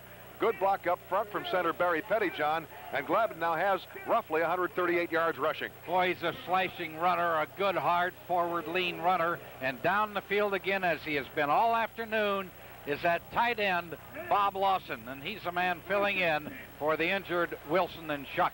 Malloy flanker left, Scale split end right. First and 10 at the State 49. Malloy in motion, eye formation for Filitsky. Turns and gives to Glavin. Through a big hole again, 45-40. First down to the 35. Follows the blocking all the way to the 32-yard line. Charles Gladman, a 17-yard run behind the blocking of tight end Bob Lawson with help from Mike Durundo. Don Heron and Nelson Jones, a linebacker and a cornerback respectively, made the tackle. And the Panthers simply blowing the Wolfpack off the football. You will never know how important this is for Joe Filitsky. Give the guy a chance to get the feel in the ball game so he can get the feet set when he has to throw the football. First and 10 at the 32. Gladman now around 155 yards rushing. The give to Tommy Brown. He tried to get through a hole. It closed quickly, but he still fights for 2 yards to the 30-yard line, where he's tackled by Kelvin Crooms, the inside linebacker who's all over the field for the North Carolina State Wolfpack. Helped that time from defensive tackle Grady Harris. Change at wide receiver, and perhaps a play coming in from Chuck Stobart, the Panther offensive coordinator. Stewart is out, and Malloy is back in for the Panthers at the receiver slot. If Pitt has to throw the football, look for Filitsky to hit the back coming out of the backfield, Bill. A short type of pass. Second and 8 from the 30 of North Carolina State. The Panthers operate with Malloy in motion. Filitsky turns, and again, Gladman gets the call. Through the hole, loses a football. It's loose, and it's pounced on by North Carolina State. Gladman fumbled. It was stripped away, and Carolina State has it at the 27-yard line. The fumble recovered by Mark Franklin, and the Panthers are kept off the board. The game is still tied, and we're at 5:07 left of the third quarter. There's a break in the action. We'll be right back. 10 seconds left of the third quarter. The Panthers' Charles Gladman has fumbled. Mark Franklin, an outside linebacker, recovers, and in a 10-10 tie, North Carolina State has the football. A fumble is always very discouraging, Bill, but it's going to happen to those extra effort backs every now and then. You can't fault the guy for it. But one person who hasn't given up or hasn't become too discouraged on the sideline, Chuck Stobart. He's back to the drawing board. He's got the board down there on the field. He's showing Joe Filitsky, and he's got his wide receivers with him. So therefore, they're looking at something that is probably going to work downfield in the secondary and against those 4 linebackers. It's a shame for Charles Gladman. 23 carries, 161 yards, which is short of his career high of 163 by 2 yards. Carolina, first and 10 at their own 28. The Wolfpack. Kramer to the audible. Split backs to give to the back, trying to follow the second man through, trying to skirt the left end. With the football, Vince Evans turns and is hit hard out of bounds on the near sideline on a fine hit by Duck Lewis. Coming up in run support, the Panthers strung it out to the wide side defensively. Evans trying to follow his fullback around the end, and the Panthers meet him and knock him out of bounds after an advance from the 28 to the 31 of 3 yards. It is second down and 7. That's a kind of a play that you use, I guess, to loosen up a defense. Trying to string them out a little bit. Wide side to the right. Flanker out that way, second and 7 of 31. Kramer rolling right. Wants to throw. Now pumps, turns it upfield, and is tripped and gets hit at the line of scrimmage. He got tripped at the 30 and fell forward to the 31. Brian Shields making the tackle. He wanted to throw the football, pumped once, covered very well by the Pitt secondary, so he ate the football basically for no gain. Boy, Terrell Austin just did a great job on that far sideline. And when he covers, even though it's a zone, he covers a man within his area and zone pretty darn tightly. Third down and 7, wide side of the field to the left. Jeffries and Worthen are the wide receivers to both sides. Kramer back, being pursued, now being chased by Tony Woods, running for his life to the near sideline. Stops, looks, fires, pass complete near sideline. Turning it upfield with the football is Ricky Isom, the fullback, but he'll be tackled around the 39-yard line near the 40, and it appears to be a first down. The Panthers had Kramer on the dead run and had him really zeroed in back around the 20 but he still got to the wide side and running to his left, completed the pass to his fullback. Callahan knocked him out, but not before the first down was attained. 9-yard pickup on the pass play. Kramer to his fullback, Isom. Kramer did a nice job. He wasn't looking deep downfield. He was looking short just to get the ball away. Good job of running for his life. Goes to the audible, 1st and 10 at his own 40 and a 10-10 tie. Third quarter, 4:11 left. The deep give is to the tailback, and that is Evans, and Evans gets out across the 41 to the 42-yard line for 2 yards, where Tony Woods made the defensive play for the Panthers. Tony Woods all over the football field. Yeah, Tony's doing a good job of coming all the way around. That was from his left defensive end that time. Came all the way to the opposite side of the line of scrimmage, around behind the ball carrier to make the tackle. Ball is spotted at the 42-yard line. North Carolina State moving right to left here in the third quarter in a 10-10 tie. Ball on the near side hash mark. Peebles and Jones are the wideouts, and they are twins to the boundary, out of the eye. To the short side are the receivers. Play action fake. Back is Kramer throwing a long pass down the field, and it will be incomplete. Fine coverage by Duck Lewis on Danny Peebles, the intended receiver, at the 19-yard line. Boy, and it was last minute, I'll tell you. Lewis looked up just at the last minute to get the hand in there. And let me say what's happening here. It was Peebles and Mac Jones, and they were both receivers to the near side. Now, Terrell Austin comes all the way over from left corner to right corner along with Duck Lewis, and they play in and out on those two receivers. Phil Brothers is a flanker right. On 3rd and 8, Kramer's back. Big rush, and down he goes for a sack on the play by John Carter at the 31-yard line. There's a break in the action, and we'll be right back. Hi, this is Mark Malone. Steelers Sunday is an all-day event at WTAE. Join the excitement starting at 9 Sunday mornings. Listen for Inside Pro Football, Ray Scott's Computer Kickoff, NFL Great Moments, reports on injuries and stadium conditions, and on all home dates, Air Alert traffic reports. After each game, give us your opinions on Steelers Hotline. All season long, WTAE puts you on the 50-yard line on Steelers Sunday. WTAE. On the punt by Salmon, it's not a good effort. He kind of shanked it and hooked it badly to the left, and it goes out of bounds at the 43-yard line of Pitt. So the line of scrimmage was the 31-yard line after the sack, and the punt travels a distance of 26 yards. It's a break for the Panthers. Now, Filitsky doesn't realize time is out. He came running back in, but time is out on the field. And I think the important thing now, as Joe comes to the sideline, Chuck Stobart is going to be talking to him. Chuck is the offensive coordinator. He's going to say, all right, now, Mark, we start all over again.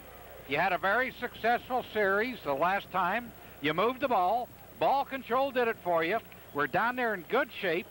Now we're going to start over and do the same thing. So Gladman tried to get extra yardage, and the extra effort caused a fumble. We lost the ball. Don't let it worry you. We start over. Now this time, I think you may see Filitsky throw the football a time or two, because I feel they find some kind of a chink in the armor of that secondary. North Carolina State, the Wolfpack, coming in 1-4, but they've had their share of football players who have added to their great tradition. Roman Gabriel, Joe Scarpati, Ted Brown, and of course some former Pittsburgh Steelers played at North Carolina State. Darrell Dest, Dick Christie, Rick Drushel, Jack Stanton, who was the defensive coordinator for Florida State and now is employed by the Atlanta Falcons. His son Mark is on the Pitt squad. He played for the Steelers. Eric Williams played his college ball at North Carolina State. Pitt 1st and 10 at the 43 in Pitt territory. 10-10 tie, third quarter. Give to Charles Gladman. He tried to go outside, and he'll be hit and drop for a loss on the play. He got tangled up with Bobby Lawson, his tight end, and Raymond Phillips roared in there to make the play. His forward progress will be spotted to the line of scrimmage. It's no gain, so it'll be 2nd down at 10 for the Panthers. Charles Gladman with 161 yards is 2 yards short of his career high of 163, which he set in the opening game this year against Purdue. Scoreless tie in the first quarter between Navy and Air Force. Ohio State leading Indiana 14-7 second quarter. Flanker left in Malloy, split end right in Scales. Malloy in motion out of the eye. Pitt on 2nd and 10 from their own 43. The turn and the deep give to Gladman. Through a hole, and he fights his way as he's tackled crossing the 45 out to the 47-yard line. Reggie Singletary had him lassoed and brought him down. But that is a 4-yard pickup, and that is a career high rushing for Charles Gladman. 165 yards on 25 carries. Florida and Tennessee continue to be tied up in the third quarter, 3-3. Auburn and Florida tied 17-17. That's Auburn, Florida State at halftime. Oklahoma, Texas tied second quarter, 7-7. Big 3rd and 6 for Pitt. Stewart, the flanker, in motion at the 47-yard line. The turn and the give to Charles Glavin. He's through a hole, still on his feet. First down to the 50, to the 45, and he's in North Carolina State territory to the 42-yard line. That was an 11-yard gain. Phillips and Taylor made the tackle. Phillips, a defensive end. Derek Taylor is a cornerback. But Glavin got the hole. Good block up front from Durando, Stepnoski, Dixon, and the Panthers drive the football into the 42-yard line for a first down. Little extracurricular activity between Stepnoski and Singletary. A couple big guys. Singletary 6'4", 255. Stepnoski, freshman, 6'3", 255. Now, Stepnoski came out. Basically, I think Joe Moore wanted him to settle down a little. Gladman, 176 yards rushing. Play action fake. Filitsky's going to throw it. Long pass downfield. Chuck Scales is, it's incomplete at the 5-yard line. He got behind the defender. I think one of the cornerbacks back there, either Nelson Jones or safety Mike Bowser, may have distracted Scales and got a hand on the ball, and it looked like it might be catchable, but he didn't hold on. 45-yard pass from where Filitsky threw it. Nice ball. Best pass I've seen him throw this year. And I'll tell you something, Bill. Remember I said in pregame warming-up, I liked the way Scales turned and took the ball with the thumbs in and picked it. He tried to basket that last one. If he'd have picked it, he might have gotten it. Might have been tipped, though, on the way in.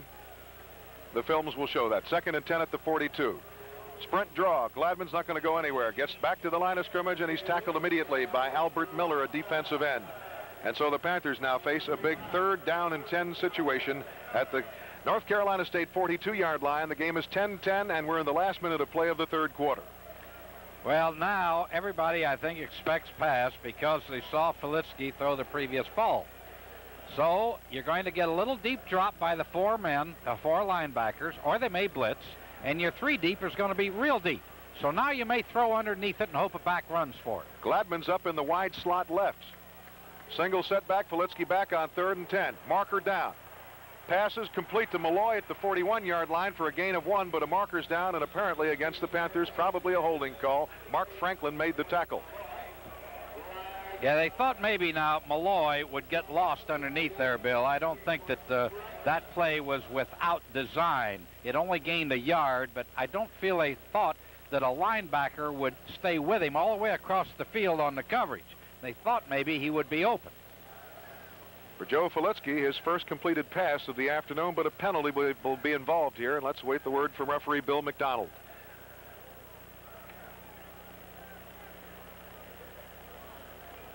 The call is against Pitt. It's declined. And since the gain only went to the 41 for 1 yard on 4th and 9, it'll be a punt situation for the Panthers at the North Carolina State 41. Might try to draw him offside. Don't know if it'd do any good here. Wouldn't really for the first down, but you put this ball in the end zone more than you put it anyplace else. I think you'd rather have a high-hanging kick, give the safety a chance to fumble it. Double safeties are Gethers and Isom back at their own 10-yard line. The line of scrimmage, the State 41. And the Panthers let the clock expire. That's the end of the third quarter with a score. Pitt 10 and North Carolina State 10. Panthers will be in punt formation at the North Carolina State 41-yard line. Double safeties back are Ricky Isom, a senior fullback who is playing injured today. Has a shield on his leg to cover a deep bruise. Jeff Gethers is the other deep man, and they're going to wait the punt by Rudison at their 10-yard line. And I don't know whether the Panthers would come up with a trick play here. I wouldn't think so. I think what they want to do now is to put North Carolina State back in a hole, have the Pitt defense kind of play with some reckless abandon, and maybe come up with a turnover. I think maybe I'd delay the game here, Bill, and go ahead and take a 5-yard penalty only to move my punter back a little so they can put it up in the air, because Rudison's been hitting the ball pretty well today. You know, it's funny, the different thinking of the two coaches at this point. There's Tom Reed over there, beat Wake Forest, was able to get 1 victory on the year, played a pretty good game against Maryland last week. But hey, he'd be the happiest guy in the world if he could come up here to Pittsburgh and beat this football team or even tie them.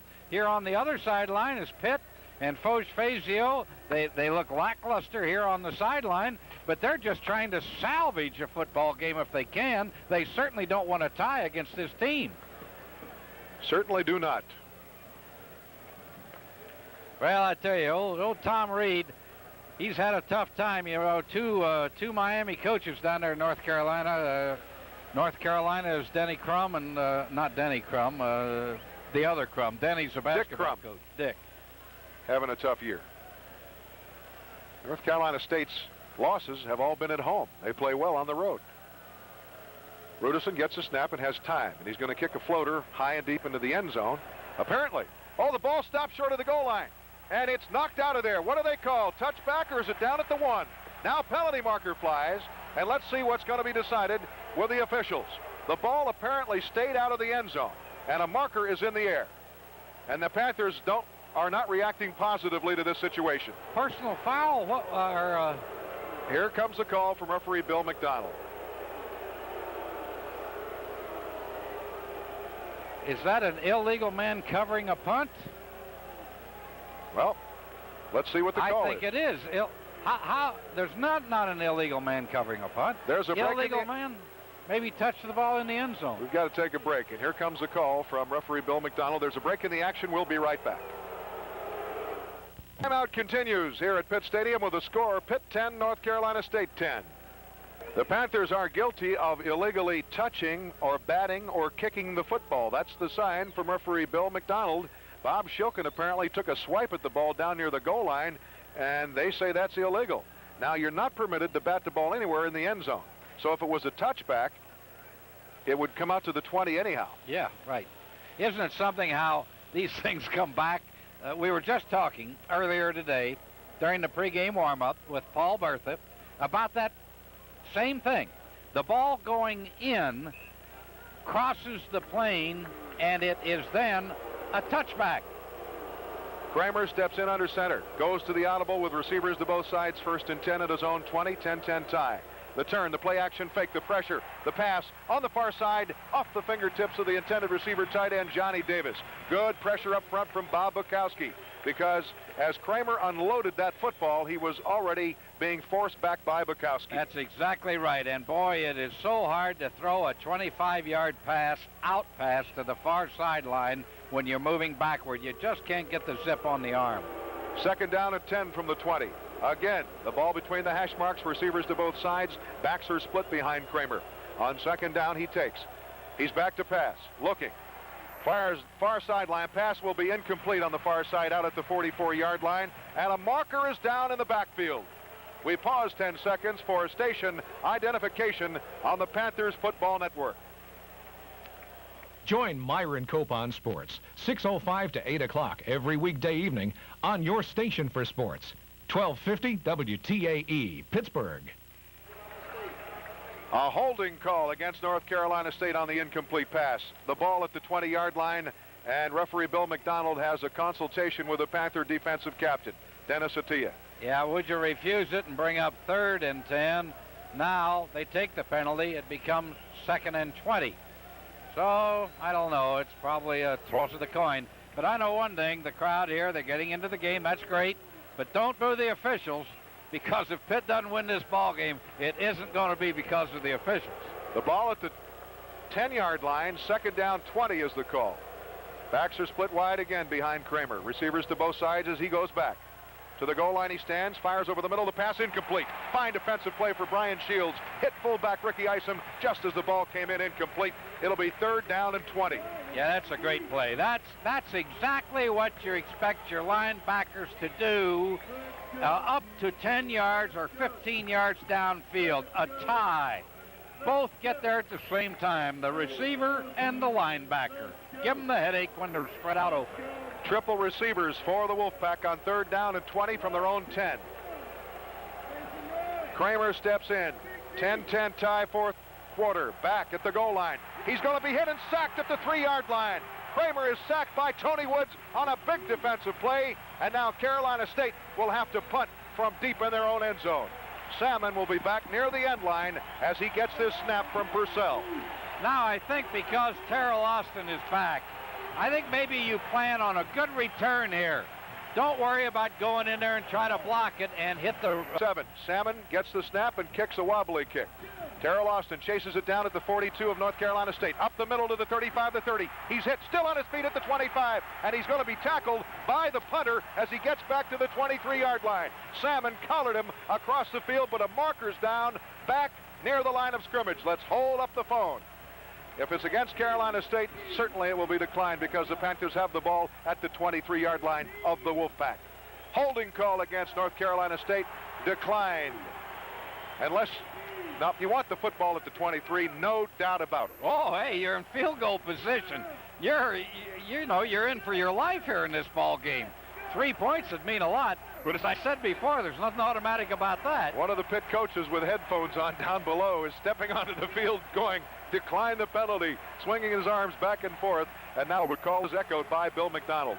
Fourth quarter, 13:51 left, 10-10 tie. Pitt has the football. There's a break in the action, and we'll be right back. Hillgrove with 13:51 remaining in the fourth quarter. And that's me. Okay, and Brian Davis is in the ball game for Pitt. The first time we've seen him today. 10-10 tie, but we're smiling a little up here.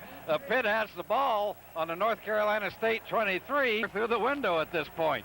Unofficially, the punt by Salmon traveled 39 yards. Austin's 16-yard return puts the Panthers in business at the 23, and Salmon had to make the horse collar tackle to keep Austin from going up the sideline for further damage. Brian Davis in a tailback for the Panthers behind Tommy Brown and quarterback Joe Filitsky. 10-10 tie, fourth quarter, 13:51 left. Pitt at the 23 of North Carolina State. The give, he's at the 10. Davis breaks away, and Davis breaks into the end zone. A 23-yard touchdown run by freshman Brian Davis. And the crowd is lit up. Filitsky turned, handed it off to Davis. He broke tackles by cornerbacks Nelson Jones and Derek Taylor and just fought his way free with great strength. Good blocking got him to the point where he could break the tackles, but individual talent took over from there. Looked like he wanted to run, didn't it? The first ball carry of the day for him. He went in under control, saw the hole, and man, did he turn it on when that hole came. Brian Davis, a 23-yard touchdown run. Brasco to try the point after. The ball is on the tee, the kick is up, and the kick is good on the hold by Billy Osborne. And the Panthers finally have the lead in this football game, 17-10. There's a break in the action. We'll be right back. The Panthers have taken the lead for the first time in the football game. They fought back from a 10-0 deficit and now lead at 17-10 on a sparkling 23-yard touchdown run by freshman Brian Davis of Washington High School. North Carolina State has a figure like this on the ground that's absolutely amazing. They have carried the football 32 times for a total of 14 yards rushing. You got to get into fractions to figure out the average there. Well, they may very well move from third to second or first place this week against the rush if they continue. We understand, Bill, that Bill Callahan is out of the game with a concussion. So we're not going to see Callahan. It looks like Bill McCormick at that spot. Billy McCormick, the senior from Thomas Jefferson. Worthen and Peebles are awaiting Vinecourt's kickoff. The ball is in the air, and it's going to be deep. 5 yards deep in the end zone taken by Worthen. It's a beer can kickoff. No deposit, no return. 13:44 left. North Carolina State will start first and 10 at their own 20-yard line. Well, what's the coach say at this point? He says, well, fellas, we played for 3 quarters and a minute and 16 seconds, and you can't be tired because until the last series, we didn't do anything. And it was just a one-run, 23 yards by Brian Davis. So now it's time to play for 13 minutes and 44 seconds, the best play of the day, and wear them out now. Twin receivers to the left side. And a deep give to the other side, the right side, to Vince Evans, a tailback, and the Panthers swarm around him. He'll get maybe a yard, that's all. Bill Sapio led the charge, and also along for the ride was Bob Bukowski, and they're slow in getting up when we have an injured player. A North Carolina State player, Vince Evans, the man who had the football, is down and motionless at the point of impact, the 21-yard line. Fourth quarter, 13:24 left. Pitt leads at 17-10. There's a break in the action, and we'll be right back. North Carolina State player is not Vince Evans, as we originally told you. It's one of the linemen, and I believe it is guard Larry Burnett of Raleigh, North Carolina, being attended to by the North Carolina State Training Corps. And he's going to be assisted over onto his back now, and he is in quite a bit of discomfort. Now, Bill, let me explain to the people here in the stands who may have a radio, and I was in the game long enough that these things occurred many times during the course of my career. A fella gets hit in the head. He gets knocked out. And many times when he is knocked out, he doesn't move. It scares you terribly. And the first thing they look for is that tongue, because many times when you're unconscious, the tongue floats down into your throat, and you can choke and get pretty bad that way. Now, I have also seen people perform tracheotomies right on the field to get air into that windpipe when a player has swallowed a tongue. I thought I was going to have to do it one day, but I'll tell you, you got the guts to do it when you see them turning a little blue. Somebody developed a special tool right. they use. It's like a screw type of it's thing. It's a hook, right. It's like screwing into a champagne bottle. That's right. They screw that corkscrew in through the teeth. The injured player, Larry Burnett, is being assisted from the field, and now he's going to go off under his own power, so hopefully he's going to be okay. John Inman will come in and take his place. I remember that happened to a Pittsburgh Steeler by the name of John Rigger. Before a game in warm-ups, he was injured and swallowed his tongue, and that's a very, very serious problem. Remember a great running back in the early 60s from the University of Houston named Brown. It happened in the college all-star game in Chicago, and I'm telling you, I was scared to death because the game was interrupted for 15 minutes, and we had an awful time, but Tom came out all right. 2nd and 9 from the 21. Kramer, his team trailing 17-10, is back. Swing pass out of the backfield. Ricky Isom has it, gets the block, crosses the 25, gets to the 30, has the first down, and will be tackled at the 32-yard line.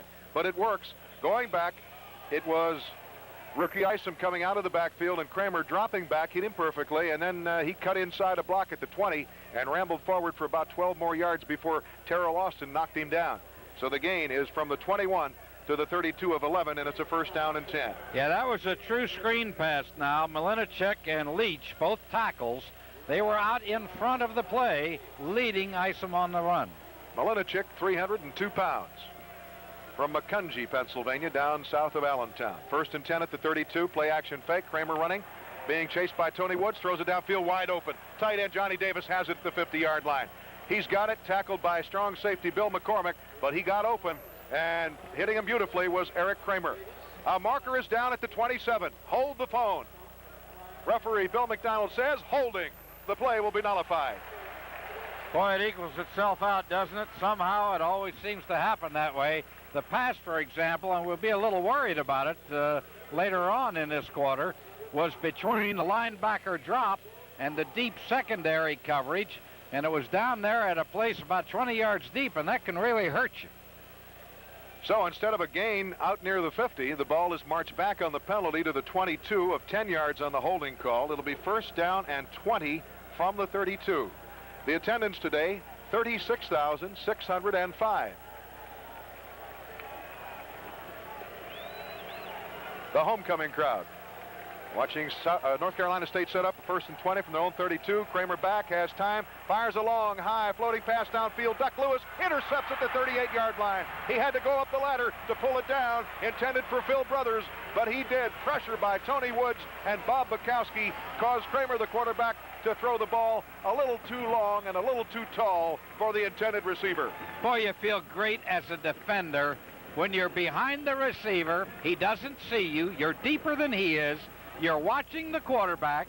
You're watching the ball in the air, a long pass, cross field, deep down the field, hangs high in the air. There is no way you're going to miss that ball. 12-17 left. Pitt has just intercepted Kramer for a big play for Duck Lewis, and the Panthers with a 17-10 lead, 12-17 remaining. There's a break in the action, and we'll be right back. Panthers come up with a big interception. Duck Lewis intercepts, but it's the second interception that the Panthers have pulled off this afternoon, the other being by Bill Sapio, and they've come from behind a 10-0 deficit, now lead at 17-10 and have a chance to drive up the field, and if they do, they'll have to do it without quarterback John Kangemi, who was injured in the second quarter and will not return. He's got an ankle sprain. The Panthers had Tom Brown injured. He was back in, however, but Bill Callahan has suffered a concussion, and the senior strong safety from Valley will not be back this afternoon. I truly believe, Bill, that the 17-10 score will hold up, but that doesn't really take the pressure off the offense. I'd like to see them be able to move the football and get the old machinery in gear here for this last quarter in preparation for next week. We said earlier, this may be good for the ball club because they know they can't take anything for granted coming up. Stewart is flanker right. Split end left is Chuck Scales. Pitch back to first. Brian Davis trying to turn the left corner. He does. 40, 42, 43, and fights his way to the 44-yard line. Good block thrown along the way by Chuck Scales and also Darnell Stone. Crooms made the tackle with help from cornerback Nelson Jones in run support. So the ball is advanced from the 36 out to the 44 for 8 yards. It's second down 2. Just sitting here watching Brian Davis run the ball, I don't know why, but you have the feeling they aren't going to keep this guy from gaining yards. He's got 31 yards on 2 carries, including a 23-yard touchdown run on his first. Second down 2 at the 44. The give to the fullback. Darnell Stone is going to be hit and stacked up as he gets to the 45. He got 1 yard. It'll be third down and 1. Good defensive play for inside linebacker Kelvin Crooms, who's been in on tackle after tackle this afternoon. That time he had help from defensive end Sterling Quash, who's from Hanover, PA.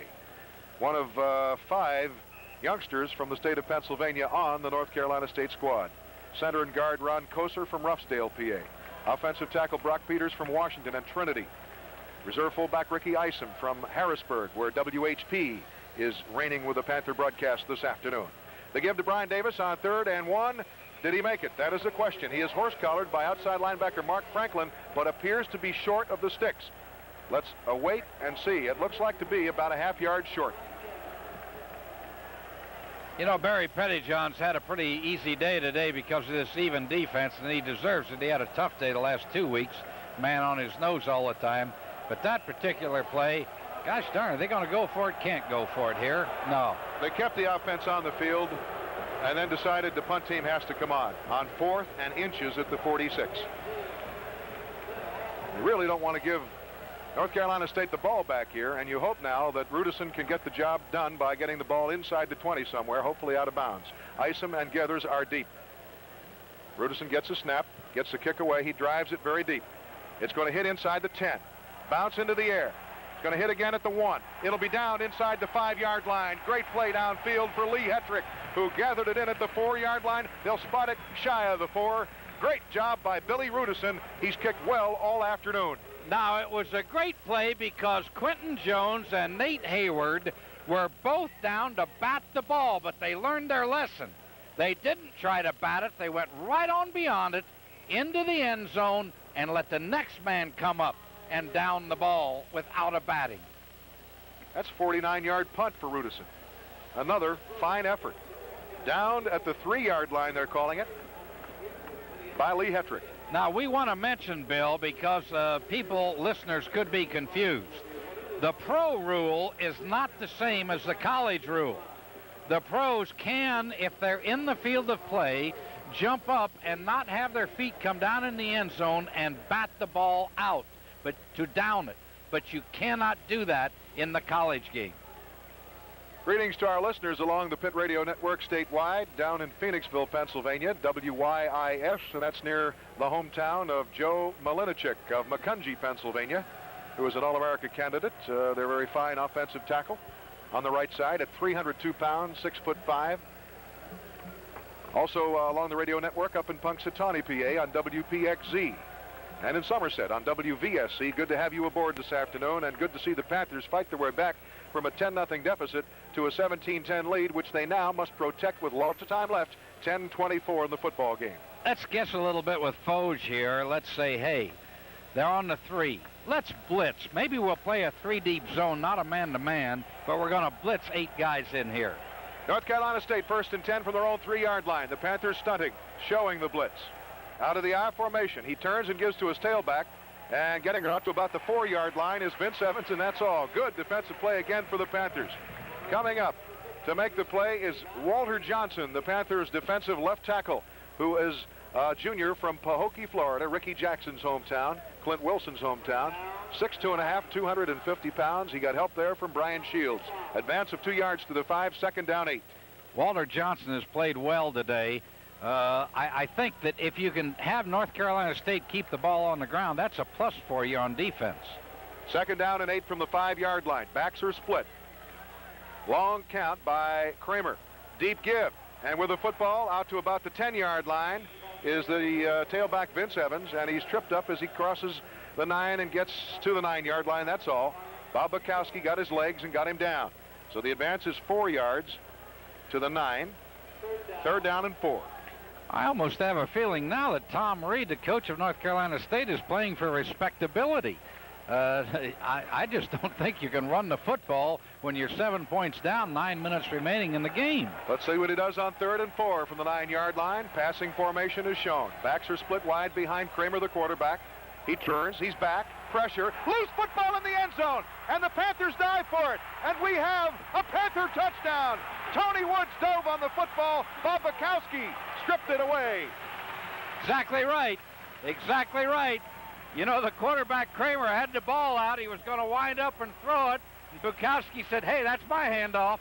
He fumbled it, but he knocked it into the hands of Woods. My question is, was that a setup play for a fake? Was he faking to the left side and then coming back with a pass to the right, or did the back go the wrong way and put him in trouble? Could have possibly been could have possibly been the quarterback draw, Bill. Yeah. He had faked a movement like a pitch out toward the end zone, and then he came back with it. Bukowski stripped it, Woods fell on it, and the Panthers have the touchdown and the extra point by Brasco, which is up and good. Pitt leads at 24-10. The defense has done the work. There's a break in the action. We'll be right back. 9:01 now in the 4th quarter of this ball game at Pitt Stadium. Pitt leading by the score of 24-10.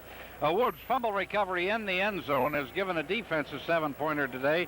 A 7-pointer after Brasco made the point after touchdown. But, you know, you never know who's going to come to the top. And you got a new quarterback in a ball game. Filitsky's played he has played the entire second half and a few plays of the second quarter. But here a guy comes into a ball game. Somebody's got to take up the slack. You never know who it's going to be. But Brian Davis picked up the slack. The defense has picked up the slack. I believe there's been 4 takeaways by this defense today, as I recall. 2 fumble recoveries, one by Wood, one by Sapio, an interception by Sapio, and another interception by Lewis.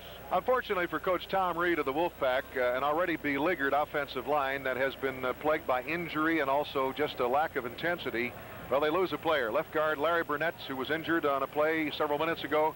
He's got ligament problems with his knee, and he is out not only perhaps for this game, but for perhaps the rest of the season for the Wolfpack. The Panthers have grabbed a 24-10 lead, and here's Vinecourt's kickoff. High with hang time into the end zone. Worthen will take it 2 yards deep and down it. 1st and 10, North Carolina State at their own 20-yard line. They trail by 14 points, and the Panther defense takes the field. And I see they've got some backups in there. That's Shilkin going in. I can see that. Shilkin going in at nose guard. Lorenzo Freeman at the defensive right tackle spot in Bukowski's place. The linebackers are the starters, Apke and Shields. And the secondary, with the exception of Callahan, is intact. Osborne is the free safety. Callahan is out of the game, so McCormick is the strong safety. Duck Lewis and Terrell Austin are the cornerbacks. 1st and 10. North Carolina State shotgun from the 20. Kramer back, firing downfield, pass complete. 1st down at the 30-yard line to Haywood Jeffries. He's tackled, hit hard by Duck Lewis, but his forward progress was out to the lead chain, and I believe, no, they say no. They won't give him the forward progress. It's an 8-yard gain to the 28-yard line, 2nd down 2. Can't agree with the spot, can you? No, because he was hit and contacted at the 30, unless they ruled that he gave up the ground himself, but I thought he was driven back. Yeah, he had no chance. He was up in the air when he caught the ball right on the stripe at the 30. Timeout indicated, and will be called by the Panthers. No, they say North Carolina State called the timeout. And so, with 8:29 remaining, the Panthers lead at 24-10. Have scored 24 unanswered points after coming out and just kind of standing around and watching North Carolina State put a 90-yard touchdown up on the board to lead 7-0, and then coming right back down on their next possession, a couple possessions later, and getting a field goal out of it to lead 10-0, but they've been shut down ever since.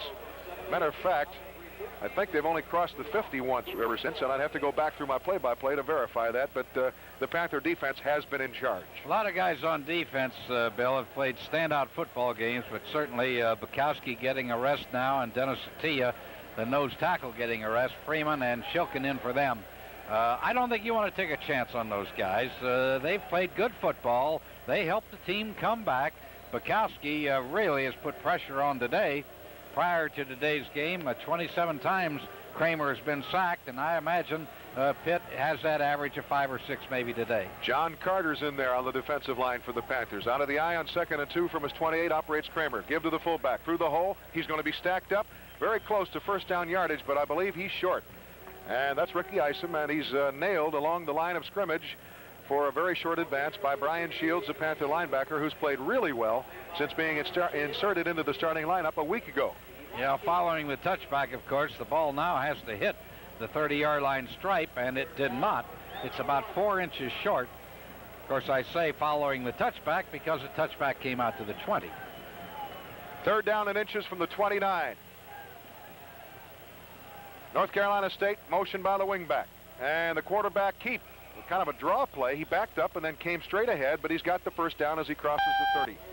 And the North Carolina State injured player, Larry Burnett, will be removed from the field by an ambulance across the way as the ambulance comes in and pulls in behind the Wolfpack bench across the field. Not a bad play by a quarterback, Bill. I say that because Otto Graham, the quarterback of Cleveland Browns, he used to allow his center Gatsky and his guard Abe Gibran hit out, and he would hesitate a second and then follow them after the momentum got him the first down. Back. Kramer throwing it long down the field. The pass will be incomplete. The Panthers were closest to it. The intended receiver, Haywood Jeffries, was about 5 yards beyond where the ball came down. Across the way, I think I see a North Carolina State player down on the field at the bench area, right where the ambulance has pulled up. Now, whether that's Larry Burnett or not, I do not know. You know, that ball would have had to travel 60 yards to get to the receiver, and I don't think that Kramer can throw the ball more than 50. That's about where it landed, 50 yards from where he threw it. 2nd down, 10 from the 30-yard line. Call it the 31.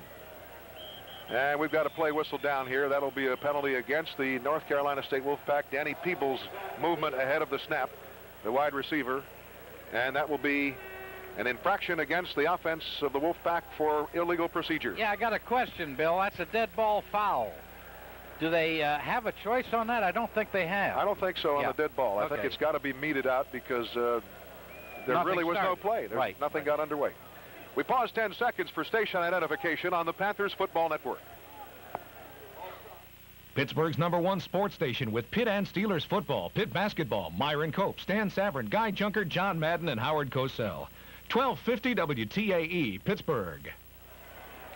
On 2nd and 15, short pass complete far side of the field at the 30 with the football. Vince Evans, the tailback, tackled as he gets to the 34 by Bill Sapio. That will be an advance of 8. It'll be 3rd down and 7. All right, now is the time when the defense has to play a little down and distance as we see Grossman coming into the ball game in place of Tony Woods. Tony's had a great game too. Grossman, the freshman. But, Bill, at this point now, you cover a little tighter on this down and distance situation. You don't want them to be able to pick up the 7 yards. Billy Owens also in now at free safety for the Panthers. 3rd and 7 at the 34. Kramer's back, short pocket pass, near side, complete, and the tackle is made on Haywood Jeffries. Good, sure tackle by Billy McCormick from Thomas Jefferson, 6'1", 185-pound senior. Use the head because it was a delay coming back in over the middle. And McCormick knew exactly where he had to get for the first down, and he wouldn't let him get there. Got 4 yards. On 4th and 3, it's punt formation for Craig Salmon. He's got time to get it away, and it's a beautiful high spiral. Terrell Austin, fair catching it back at the 22-yard line. Larry Burnett is the man being removed from the field, unfortunately, by an ambulance across the way. Suffered a knee injury, and it's very serious, and obviously he's in a lot of discomfort, and that's probably the easiest way to get him off the field. Well, with 6:14 remaining in the game and a 14-point lead, I doubt if this will happen. But I would love to see Joe Filitsky be given the opportunity to throw the football a little. Not to pour it on, but I'm talking from the standpoint of let the guy get the feel. It's basically been a running game for him today. He hasn't completed too many. Let him get the feel a little bit throwing the ball. I don't think we're going to see that. My feeling is that they're going to try to wind the clock down. You've dodged the bullet. North Carolina State had an upset in mind and was very close to achieving it for a time. And now you've got a 2-score lead, 6:14 left. You don't want the ball picked off and give them time to get 2 scores. All right, let me counter you now, and I'll play devil's advocate. Okay. I said before that the offensive coordinator on the sideline always looks a play ahead. He's always a play ahead. In my opinion now, the head coach has to look a game ahead, 2 games ahead. He has to think, if I have to play Joe Filitsky in the future, I want him to be able to throw the ball as well as run it. And I want to give him the experience. That's the only reason I say it, Bill. I think I'd let him throw the ball to get the experience. Panthers break the huddle, and they'll be held up by referee Bill McDonald. That'll give us an opportunity to say that the Panthers next week on the Pitt Network will be at Rutgers. And that game is a 12:20 kickoff next week. 1st and 10 at the 22. Motion by Stewart. Reggie Williams in as a receiver. Filitsky back. Swing pass out of the backfield. Pulled in on the second effort by A.B. Brown, but he's going to be tackled for a loss on the play. Back at the 15-yard line by outside linebacker Mark Franklin. The ball hit the hands of A.B. Brown, popped into the air, and he pulled it back in, but by this time Franklin had him zeroed in, and it's a loss of almost 8 yards on the play. It'll be 2nd down and 18 from the 14-yard line. Let me say to the listener also, there's no question about the arm of Joe Filitsky. He's got plenty of gun power back there. He can throw it. Now that time, he should have hesitated just slightly. A little more fake down the middle, then out to A.B. Brown.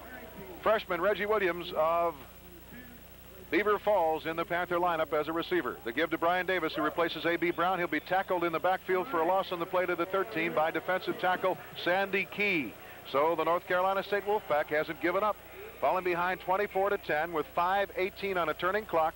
They force the Panthers into a 3rd down in a long situation. The ball is spotted at the 13-yard line. At this point in the game now, there has to be a leader in this huddle, because those offensive linemen can't lay down and play dead or think this game's over. They've got to come off of that ball and give the guy a chance. Receivers to both sides. Scales, flanker right, split end left is Stewart, and a timeout called by North Carolina State with 4:48 remaining. All right, the reason I think that happened was I think that Joe Filitsky thought about the play as he went up to the line of scrimmage, and I think he said to himself, hey, I don't think that works from this formation. Normally, when the quarterback calls timeout, he may have the wrong formation, and the clock, the huddle clock, may be running down on him. He doesn't have a chance to place his people where they belong, and therefore he doesn't want the 5 yards, especially down here. I saw the official indicate timeout North Carolina State, and I'm saying, why would they do that at 4:48? And then they turned around and said, no, Pitt called the timeout. So the Panthers have 2 remaining. That gives us an opportunity to remind you that the U.S. and Japan women's Olympic volleyball teams will play an exhibition match Thursday, October 17th, next Thursday at 8:30 p.m. at Pitt's Fitzgerald Fieldhouse. You can call the Pitt ticket office at 624-4601 for information. Should be quite a show by the U.S. and the Japan women's Olympic volleyball teams. If you were Jock Sutherland here and had 3rd down and about 20, what do you think you'd call and you got a 14-point lead? Quick kick? I think maybe that's what you'd call. Good point. I don't think we'll see one here. No. Not with the I formation. Through a big hole is A.B. Brown, struggling out to the 19-yard line. Got 6 of them back, but it'll be 4th down and 13. Pat Teague made the tackle, and the Pitt punt team is on the field. A.B. getting 6 yards on the carry. Had a big hole to run through, then couldn't quite get the remaining 19. It's pretty tough to, on a quick opener, get 19 yards. Ricky Isom is back deep to receive along with Jeff Gethers. Gethers is deeper than Isom. Rudison will await the punt inside his own 10-yard line at the 6. Snap is true. He has a lot of time. Gets the foot into the ball. Another low driving kick. Ranging back under it, Gethers takes it his own 35. Started to the left. Now he cuts it back to the right. Dodges a 1 tackle, but he's pulled down by John Kukalis at the 43-yard line. So 1st and 10. North Carolina State at their own 43. They trail 24-10 with 3:58 left. NC State has 2 timeouts remaining. Gee, Bill, we've mentioned enough different tactics today that the hotline show may get a little hot this afternoon. We've talked about the quick kick, and we've talked about so many things. The quick kick, something you don't see too often. Panthers' first-team defense is in there now. Got to protect the lead. Shotgun by Kramer. He's back, throwing on a first down, pass complete, far side of the field with the football. Jerome Staten, tailback out of the backfield. Sapio tackles him quickly, but it's a good gain across the 50-yard line and into Pitt territory at the 48. No huddle. Second down and 2 at the Pitt 48-yard line for North Carolina State out of the shotgun. Kramer. He's back. Stands his ground, fires a pass downfield, and it's dropped at the 31-yard line. Fortunately, getting open for the moment was Nasrallah Worthen underneath the Pitt coverage, a marker down back near midfield. I want to tell the listeners also, and some of those that may be watching here, Eric Kramer was in a shotgun formation. Well, just before he had everyone aligned, he went up and tapped the center and then moved back. The reason he does that, the poor center, he's not sure whether he's under the center or if he's 7 yards deep. And the quarterback is reminding him, hey, I'm going to be 7 yards this time now. Don't shove it up there where nobody's going to have a hand on it. 3:29 remaining, 24-10 the Panthers. The penalty against NC State is for illegal procedure. The dead ball foul against the Wolfpack will put the football back across midfield to the 47-yard line of the Wolfpack. And so that will be a 5-yard effort. And so instead of 2nd and 2, it'll be 2nd down and 7 now. Receivers to both sides. Now they're in trips. They've got 3 wideouts in there. Shotgun formation. Direct snap to Kramer. He's back. Bukowski's on him. Pass downfield. Incomplete. Not near anybody. What pressure by Bobby Bukowski. Terrell Austin had his man, Nasrallah Worthen, covered, but the ball was not even close to anybody. As a matter of fact, it landed out of bounds near the Panther bench. Now, Bill, many people might very well have thought that Bukowski hit him a little too late.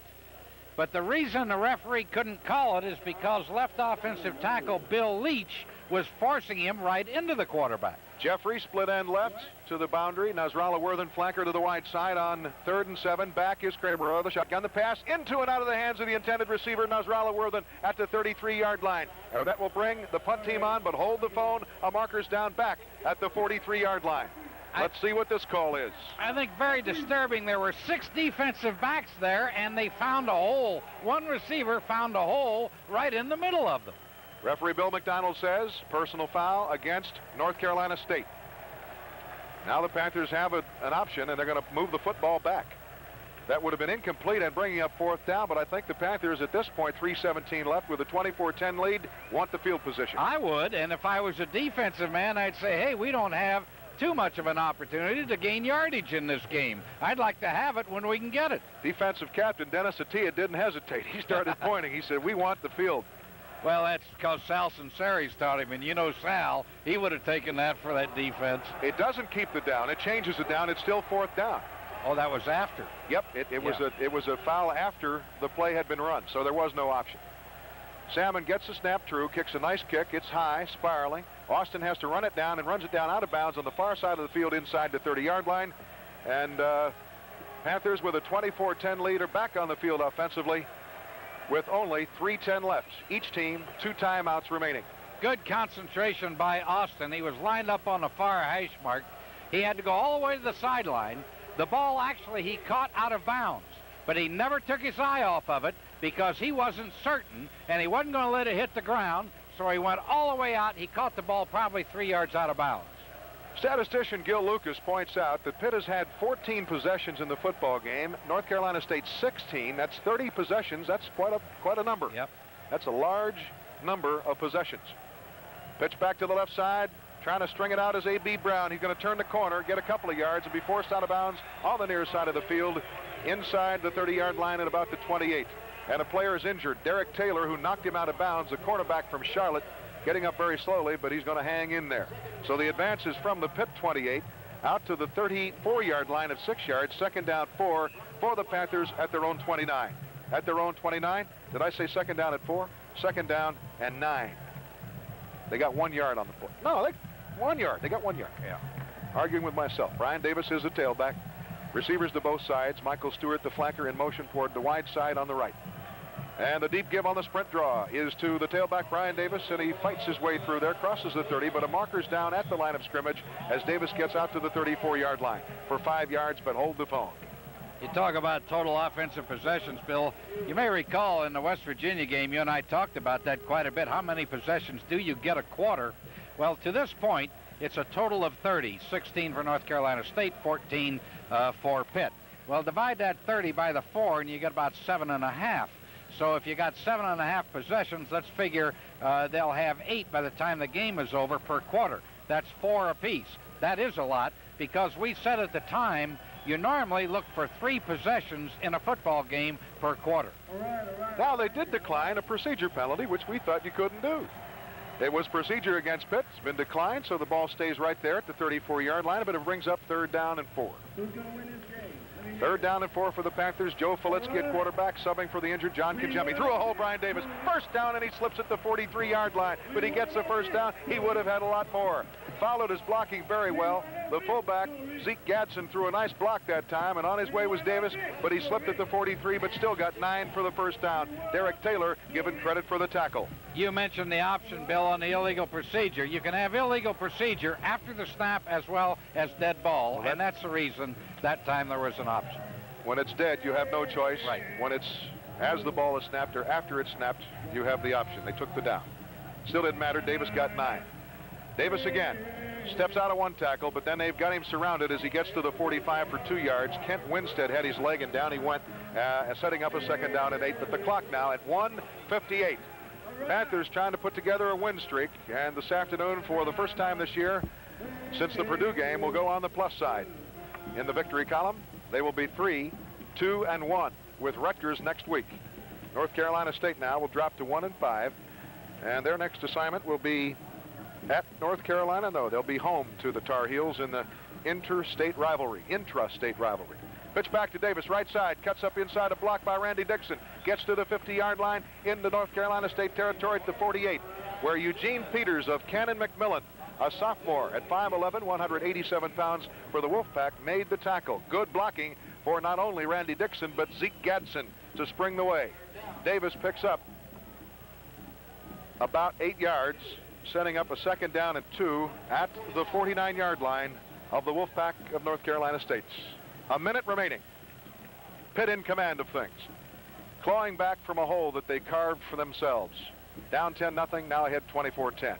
The give through a hole. Brian Davis in open field is tackled as he crosses the 40 and gets to the 37-yard line. Eugene Peters, a young man from Cannon McMillan High School, made the tackle that would have saved a touchdown. It might have been all the way for Brian Davis. He was into the secondary like a jet. Now they spot the football at the 38-yard line of the Wolfpack, where it's 1st and 10 with only 43 seconds to go. Clock was stopped momentarily to move the sticks, and now is restarted. The Panthers now line up with Scales to the right, and to the wide side, the left, is Michael Stewart out of the I formation. Gadsden the fullback, Brian Davis the tailback. Filitsky the quarterback. Takes, gives to Davis. Davis will be tackled for a loss on the play as he gets to the 39, and that's all. And that may do it. And a timeout indicated by North Carolina State. So they want to stop the clock and prolong the agony. That's their only chance of trying to win this football game, naturally, is to stop the clock. But they're 2 scores back with 17 seconds to go. So they've used up all but one of their timeouts. Tom Hubner comes into the lineup, the freshman tight end from North Hills High School. Reggie Williams, a freshman from Beaver Falls, is in there. Freshman Mark Stepnoski of Erie started and is still in there. So, and for a freshman Brian Davis. So right now the offense has at least 4 freshmen in there, and that's quite a number. Bill, we just stepped out to get a few of the scores. Temple has defeated Rutgers by the score of 14-13. The Air Force is leading Navy 14-0 in the 2nd quarter. Purdue and Illinois all tied up, scoreless, after 1 quarter. Ohio State 35-7 over Indiana, 2nd quarter. South Carolina leading Duke 28-7 in the 3rd quarter. I'm trying to figure this one out. Auburn is leading Florida State 31-24 in the 3rd quarter. Florida is ahead of Tennessee 17-10 in the 4th quarter. 2nd down 11 from the 39 after the timeout. The give is to Zeke Gadsden, the fullback. Plows in there. Is that Zeke with the football, or was that? Yeah, sure was. Crossed the 35 and got to the 34-yard line. And another timeout indicated by referee Bill McDonald. And North Carolina State has used up its full complement of 3 timeouts, and that stops the clock with 6 seconds left. We'll have one more play before they head to their respective locker rooms. Question for you, Bill. your team's all beat up. You're trailing 14 points. 6 seconds in the game. Kind of futile to take the timeout, in my opinion. I mean, why would you take a chance of getting somebody else hurt? You'd like to get a few people well. Maybe Tom Reed got word that the charter is going to be late going back to Raleigh. Well, maybe he's got word it may be hijacked. That'd be better yet for him, I think, although I hate that. There is that thought. Ball at the 34-yard line. It's all elementary at this point. Panthers came in favored by 17.5. Will certainly settle for the victory, but they had to work hard to get it, and that's something that Coach Fazio preached to his squad all week long and tried to tell the media and the fans this will not be an easy football game. It was not. Filitsky falls on the ball, and that'll do it. Joe Filitsky playing well for the injured John Kangemi, and the Panthers, for homecoming, have won the football game, and hopefully now with a 2-game winning streak can build on that. They've got some injuries to worry about, but still a fine football game for the Panthers, coming back from the hole that they had climbed into early on. I think one of the big plays certainly was that touchdown by Brian Davis on his first carry of the football game. It led the Panthers to a 14-point victory. The final score here at Pitt Stadium before a crowd of 36,000 plus. Pitt 24, North Carolina State 10. A look at today's game in just a moment. I just found something real smooth that goes with my Busch beer. Ramsey Lewis.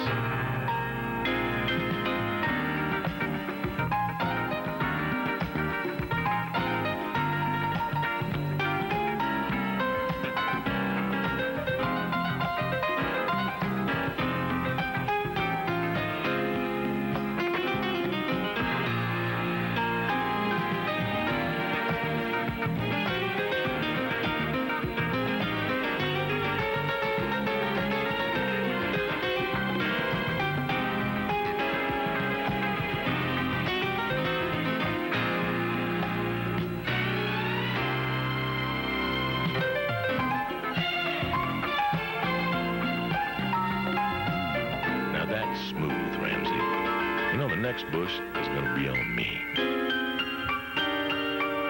Anheuser-Busch, St. Louis, Missouri. The Panthers have come from behind to defeat North Carolina State 24-10. We'd like to thank our Panther crew working the game this afternoon. Our spotters, George Levy and Don DeBlasio. Our engineer, Pete Chilonis. Our producer, Larry Richards, with help from Mark Wallace. And certainly our statistician, Gil Lucas. It's always fun when you put a victory on that left side of the column, which the Panthers had to do today, but they had to fight back from some adversity. They came out flat. Kramer on a 3rd and 17 from his own 10, starting the ball game on NC State's first possession, lofted a pass downfield, open behind the coverage was Brothers. He romped 90 yards for the touchdown. Panthers suffered a penalty on the extra point attempt, and trailing 7-0, started at their own 20 on the first carry. Tommy Brown went 20 yards, but the Panther offense just didn't go anywhere and had to punt. NC State punted. Pitt moved the ball for 1 first down and had to punt again. A 56-yarder by Billy Rudison, who punted very well here this afternoon, I might add, and that really helped to the victory. The field position the Panthers enjoyed really put the defense in command. However, South Carolina, leading 7-0, started at their own 8-yard line and put together a field goal drive, the highlight of which was a 47-yard bomb on 2nd and 9 from the 29 all the way to the 24-yard line to Mac Jones. And that put the ball in position for Holodick to kick the field goal of 34 yards, which gave NC State the 10-0 lead with 3:49 left of the quarter. And the quarter turned with the score 10 for NC State and nothing for the Panthers. Picking up later action, Bill Sapio, with a big sack of the quarterback Kramer, caused a fumble. Tony Woods recovered, and that set up Gladman's 7-yard touchdown run around left end, and that made it 10-7. The Panthers were on the board, trailing by 3, 10-10 left of the second quarter. Mark Brasco came on to win back his starting job as the Panther place kicker on field goal attempts and kicked a 36-yarder up and true, and that tied the game 10-10 with 3:35 left of the second quarter. The Panthers lost quarterback John Kangemi, who suffered an ankle sprain late in that second quarter. Joe Filitsky came on as the half expired, and he started the second half. Panthers started deep in a hole after a clipping call on the kickoff return. Pitt starting from the 8. Gladman fumbled. Fortunately, Stewart recovered. Pitt hit with a motion penalty and just couldn't get out of the hole, so they had to punt from their own 8-yard line. North Carolina State started at the Pitt 42. 2 plays later, Bill Sapio came up with a big interception that kept North Carolina State off the board in a 10-10 tie. But Joe Filitsky came right back and threw it right back into the arms of linebacker Herron. Herron pulled it in for the interception as North Carolina State started at their own 39. However, the Panther defense dug in. Terrell Austin, a big deflection on a 2nd and 9, causing the incomplete pass, and NC State had to punt once again. Panthers started at their own 20, marched down the field, but Pitt fumbled. Charles Glavin fumbled the ball. Mark Franklin recovered for the Wolfpack, and they were in business, 1st and 10 at their own 28-yard line. Then one of the big plays was a Duck Lewis tip of a pass on a 2nd and 8, causing the incompletion. Then on 3rd and 8 from the 42 of North Carolina State, John Carter got a big sack on Kramer, and North Carolina State had to punt. What happened here is the field position completely changed in the 3rd quarter. The 26-yard punt by Salmon gave Pitt a great opportunity, 1st and 10 at its own 43. But then the Panthers couldn't move the ball and had to punt, and that's the way the 3rd quarter ended. It was scoreless, and it was still 10-10. The Panthers then dug in defensively. Pressure by Bukowski forced an incompletion. Shields with good coverage caused an incompletion. Woods came up with a sack, and the Wolfpack had to punt. Terrell Austin with a fine return of 16 yards gave Pitt great field position, 1st and 10 at the North Carolina State 23-yard line. On the very first carry for Brian Davis, on 1st down, he ran it 23 yards into the end zone, broke 2 tackles along the way. Brasco's kick made it 17-10, and then the Panther defense went right back to work. Duck Lewis intercepted a pass, but the Panther offense couldn't move it. So Pitt down to punt at the 3-yard line. Great defensive play for Lee Hetrick, and North Carolina State started from their own 3 and just couldn't get out of the hole. Well, this is where the game was won right here. Pitt leading 17-10, 3rd and 9, 3rd and 4 at the 9-yard line defensively. Bob Bukowski got into the backfield as Kramer tried to pass from near his own goal line. Bukowski knocked the loose football away, and Tony Woods fell on it in the end zone for the touchdown, and the Panthers secured the 24-10 victory. Pitt now 3-2-1. Heading for Rutgers next week. We'll have more on today's game between Pitt and North Carolina State in just a minute. Hey, Terry Bradshaw, what's going on? Would you look at Mark Malone?